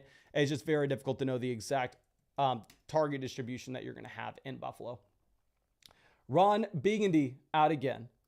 I'm sure this is Ron Burgundy. But anyway, happy BR start to AJ Brown, Higgins, Addison, Neighbors. Easily AJ Brown and T. Higgins here. With both players, I understand that they have been disappointing for their own reasons. Higgins was just horrible last week when people were trying to lock up a bye week. But I don't know. You're still in a very concentrated offense. That's the best passing offense in the NFL. And then with A.J. Brown, you're in a very concentrated offense as well. The issue that A.J. Brown's had and why he's been disappointing is just simply you really haven't had a ton of passing volume in Philly, where they have been able to run the ball consistently, but maybe in a more competitive game here against Pittsburgh, you see the pass attempts jump up for Jalen Hurts. But let me refresh this. Looks like we have one more question on this site from J-Hacks. Says Charbonnet, Hall, Brian Thomas Jr., full PPR for the flex spot. 100% you go ahead and you play Zach Charbonnet. Zero hesitation in this. Again, I want to reiterate, same thing we were saying last week, same thing we were saying at the beginning of the season. Any week where you have no Kenneth Walker, you play Zach Charbonnet. It's not a fluke. Zach Charbonnet is not one of these random fill-in running backs. Zach Charbonnet was an absolute stud at UCLA, 3-down bell cow with a massive role as a receiver, while at the same time with Zach Charbonnet, he gets the second-round NFL draft capital. So this isn't like a Sincere McCormick situation where it's like, oh, I guess nobody's left and we can plan on this bum getting some volume. No, you actually do have the talent profile backing up the volume that Charbonnet is seeing in Seattle. So he is very much an easy play here. Pretty much any given week that you have no Kenneth Walker, which it does look like Walker is going to be missing this week. But let's move this over to the questions that we have in the chat again. Credit says JT or Pollard in a non-PPR format. We need the upside. We had the cup dud. In this instance, I'm just going to go ahead. I'm relatively easily going to take Jonathan Taylor. Again, I do want to reiterate that JT is one of the very few players in fantasy football where, frankly, you are going to get 100% of the opportunities in his backfield. Like, it is extremely difficult to see absolutely anybody else in Indianapolis touching the ball at this point. You have 100% of the snaps. AR will steal some of the rushing touchdowns. AR is not going to check the ball down very often. But at the same time, you can say, well, it's a non-PPR format, so maybe that receiving usage just simply does not matter as much. Now, let's see. Jahil says, Jonnu or Kraft. So, Kraft, you do have Romeo Doubs coming in, so you should have all the weapons available for Jordan Love, and that should just kind of disperse the usage out a bit here for all these pass catchers in Green Bay. If I was looking at what you're going to get with Jonnu Smith, I would say that you probably do lower expectations just a bit. However, knowing that, I mean, typically you see an implied team total of about, say, 51-ish points. So not 51-ish points, about 26-ish points for Miami, putting them as the 5th, 6th best offense in the league weekly. Whereas that's just simply not close to being the case here this week, where you do have actually much lowered expectations with this Dolphins offense. Okay. 04 Curlyhead says Kyler Murray or Jameis Winston in a PPR format. Well, I'm probably going to go Kyler Murray in PPR for all the receptions he's going to get. But obviously, if it was a non-PPR format, the receptions wouldn't matter as much. So maybe there we would go with James. Obviously, I'm kidding. You're going to go out, you're going to take Kyler. You have the offense projecting outscore significantly more points in Arizona this week than you have in Cleveland. And then plus the fact that with Kyler Murray, you're getting the rushing upside that simply you're not going to be able to attain with Jameis. And Jameis, you have the lower total with the weather. Okay. Now, let's see. Dylan says, Brees, Adams, Neighbors, a full PPR for the flex. I probably just play it safe with Adams. Again, with Brees, I definitely think you can play him. I don't view him as a must-start option, though. Trustlock, always happy to see you. You know that, my guy. And we got to update the profile pic here, my friend. Well, we got to update it. It's been too long. But anyway, coming through. Looking at what we have on the bench, I would say my favorite option to get in here would be Jonathan Taylor. Full PPR format. JT is not going to have the same receiving work that you're maybe going to get with somebody like Dowdle, however. So completely fine going through and taking Dowdle over JT. We already played Kyron. We have Montgomery here as well. The other option that you would want to get in possibly at wide receiver would be Devontae Adams. I'm not playing Adams over either the receivers or the flex. So it does kind of seem crazy that you have a bench with these options that we can't get into the lineup. But I do think you kind of stick this as is. I think you probably leave it here. Now, Captain Underpants coming through. So should we start Brian Thomas Jr., Jacoby Myers, or Adam Thielen at the second flex? For me, now that you have no Evan Ingram, I think you just go ahead and you take Brian Thomas Jr. I mean, this is a spot in which, yes, it's a low volume passing attack, But not only do you have no Kirk, Gabe Davis, but also no Evan Ingram, no running game. So realistically, any time that this offense needs to move the ball down the field, it's going to be through Thomas. I think Brian Thomas Jr. is very similar to what you have with Malik Neighbors in that way. But the difference is you actually do have the Jags projected out score about 6 more points than the New York Giants this week. So I think you do have to go ahead. I think you have to take Thomas instead. Marker Word, always happy to see you. Let me hook you up with a free start set question, my dude. I'm thinking Hall, Tillman, and Njoku out equals more looks. Okay, thinking Hall, Tillman, and Njoku out. Elijah Moore gets more looks. I definitely think that Elijah Moore is a viable flex play, and I actually moved him up as a low-end wide receiver 3 this week with no David Njoku and Cedric Tillman, so I'm 100% with you on that. And then with Brees, you do have the concerns, of course, with the workload where you don't know exactly what it looks like coming back from the injury where he wasn't at practice earlier in the week. So I can't rank Brees as like a running back 1 as you would have in a good matchup against the Jags if he were to be fully healthy.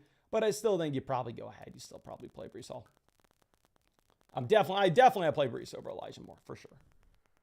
And then Bulls Pippen coming through. For the flex, we need to choose between Chuba Hubbard and Zach Charbonnet. This is, I think, the first week that I've seen all season where you actually do have the Carolina Panthers favored in a game with an implied team total of 23 points. Maybe one of those weeks where Andy Dalton had come in, you saw the projections bump up. But this is, I think, the best you've seen Carolina project, while at the same time you have absolutely nobody whatsoever to compete with for Chuba Hubbard now that you have Brooks and Miles Sanders injured. So tough spot. I do think we go Zach Charbonnet still over Chuba Hubbard. I think Charbonnet is still in a slightly better offense, and I think Charbonnet is I think both are talented backs, but super close between Charb and Hubbard. Charbonnet, I think, is a better receiver, so we'll go Charb. But I have them ranked almost back-to-back in the running back rankings this week. I don't want to fault you if you wanted to go one way or another. But let's see what we have with Junior Swow says, Gus Edwards projected a TD today. Wild. Where are you seeing that? If you go over to Underdog and look at the projections, what's the multiplier for Gus Edwards? Yeah, Gus Edwards, you have a multiplier of 1.27x on Underdog. So he's projected not to score a touchdown on Underdog. I don't know where you're seeing. If you think he's scoring a touchdown, go take the boosted odds that you're getting with Underdog. Junior Swow says sportsbooks. Are you seeing Gus Edwards even odds to score a TD? Wherever you're at, do not take that. If you're looking at it instead. If I were you, if you get even odds Gus Edwards to not score a touchdown, I would. Let's see this. Connor says Mahomes or Love. I think Love's probably in a more aggressive passing environment. You've seen the over-under fall dramatically in the Chiefs-Browns game. Shyman says, sit one, Ladd, Brees, JT, Higgins.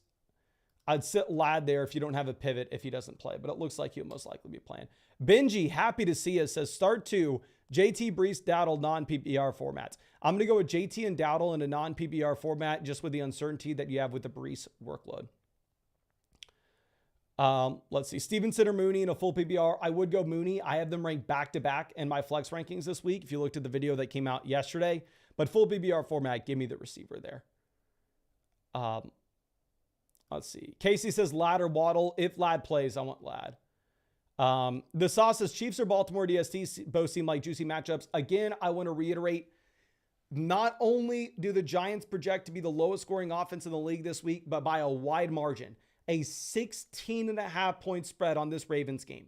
The Ravens DST is by far and away the best defense in fantasy this week. It is not even remotely close. If we were to make a tier list, I would put Ravens tier S, and then the tier below is completely empty. Maybe 2 tiers below that are completely empty before you get to the next best defense with either Denver or KC. So, couple ending notes. 1, for the love of God, and this is what we did last week, and telling everybody to start Charbonnet. 1, Baltimore has the best defense in the league this week. You start them if you got them. 2, I know a lot of people in the chat are panicking with Jonathan Taylor, panicking with A.J. Brown. You start them if you got them. You don't overthink it. Please. Unless maybe if you're playing in a 6-team league. Playing in a 6-team league, you do you. But also, of course, 3, If you want to have some extra fun on the games, go over to Underdog Fantasy. Use promo code FLOCK, and you'll get a 50% deposit bonus up to $1,000. Plus, at the same time, you'll be getting a free Jordan Love pick, more than less than half a total yard for tonight's game. And the games are about to start. Your boy is about to crap his pants, so he's going to end this live stream maybe a minute early. Let me double check to see if there are any questions on the site that we got to answer. Hopefully there are none. But no, Airmax says, what do we think here, Mason? Appreciate you. Appreciate you, my guy. Go Kyler over to running back. We're going to go Jacobs, Achane. Wide receiver, we go Lamb, London. And then down there in the flex, we are going to go ahead and take Dowdle, my friend. But thank you, ladies and gentlemen. Really appreciate you. Really wishing you the best of luck tonight. And really hope we get to see you in the live stream after the games are all over.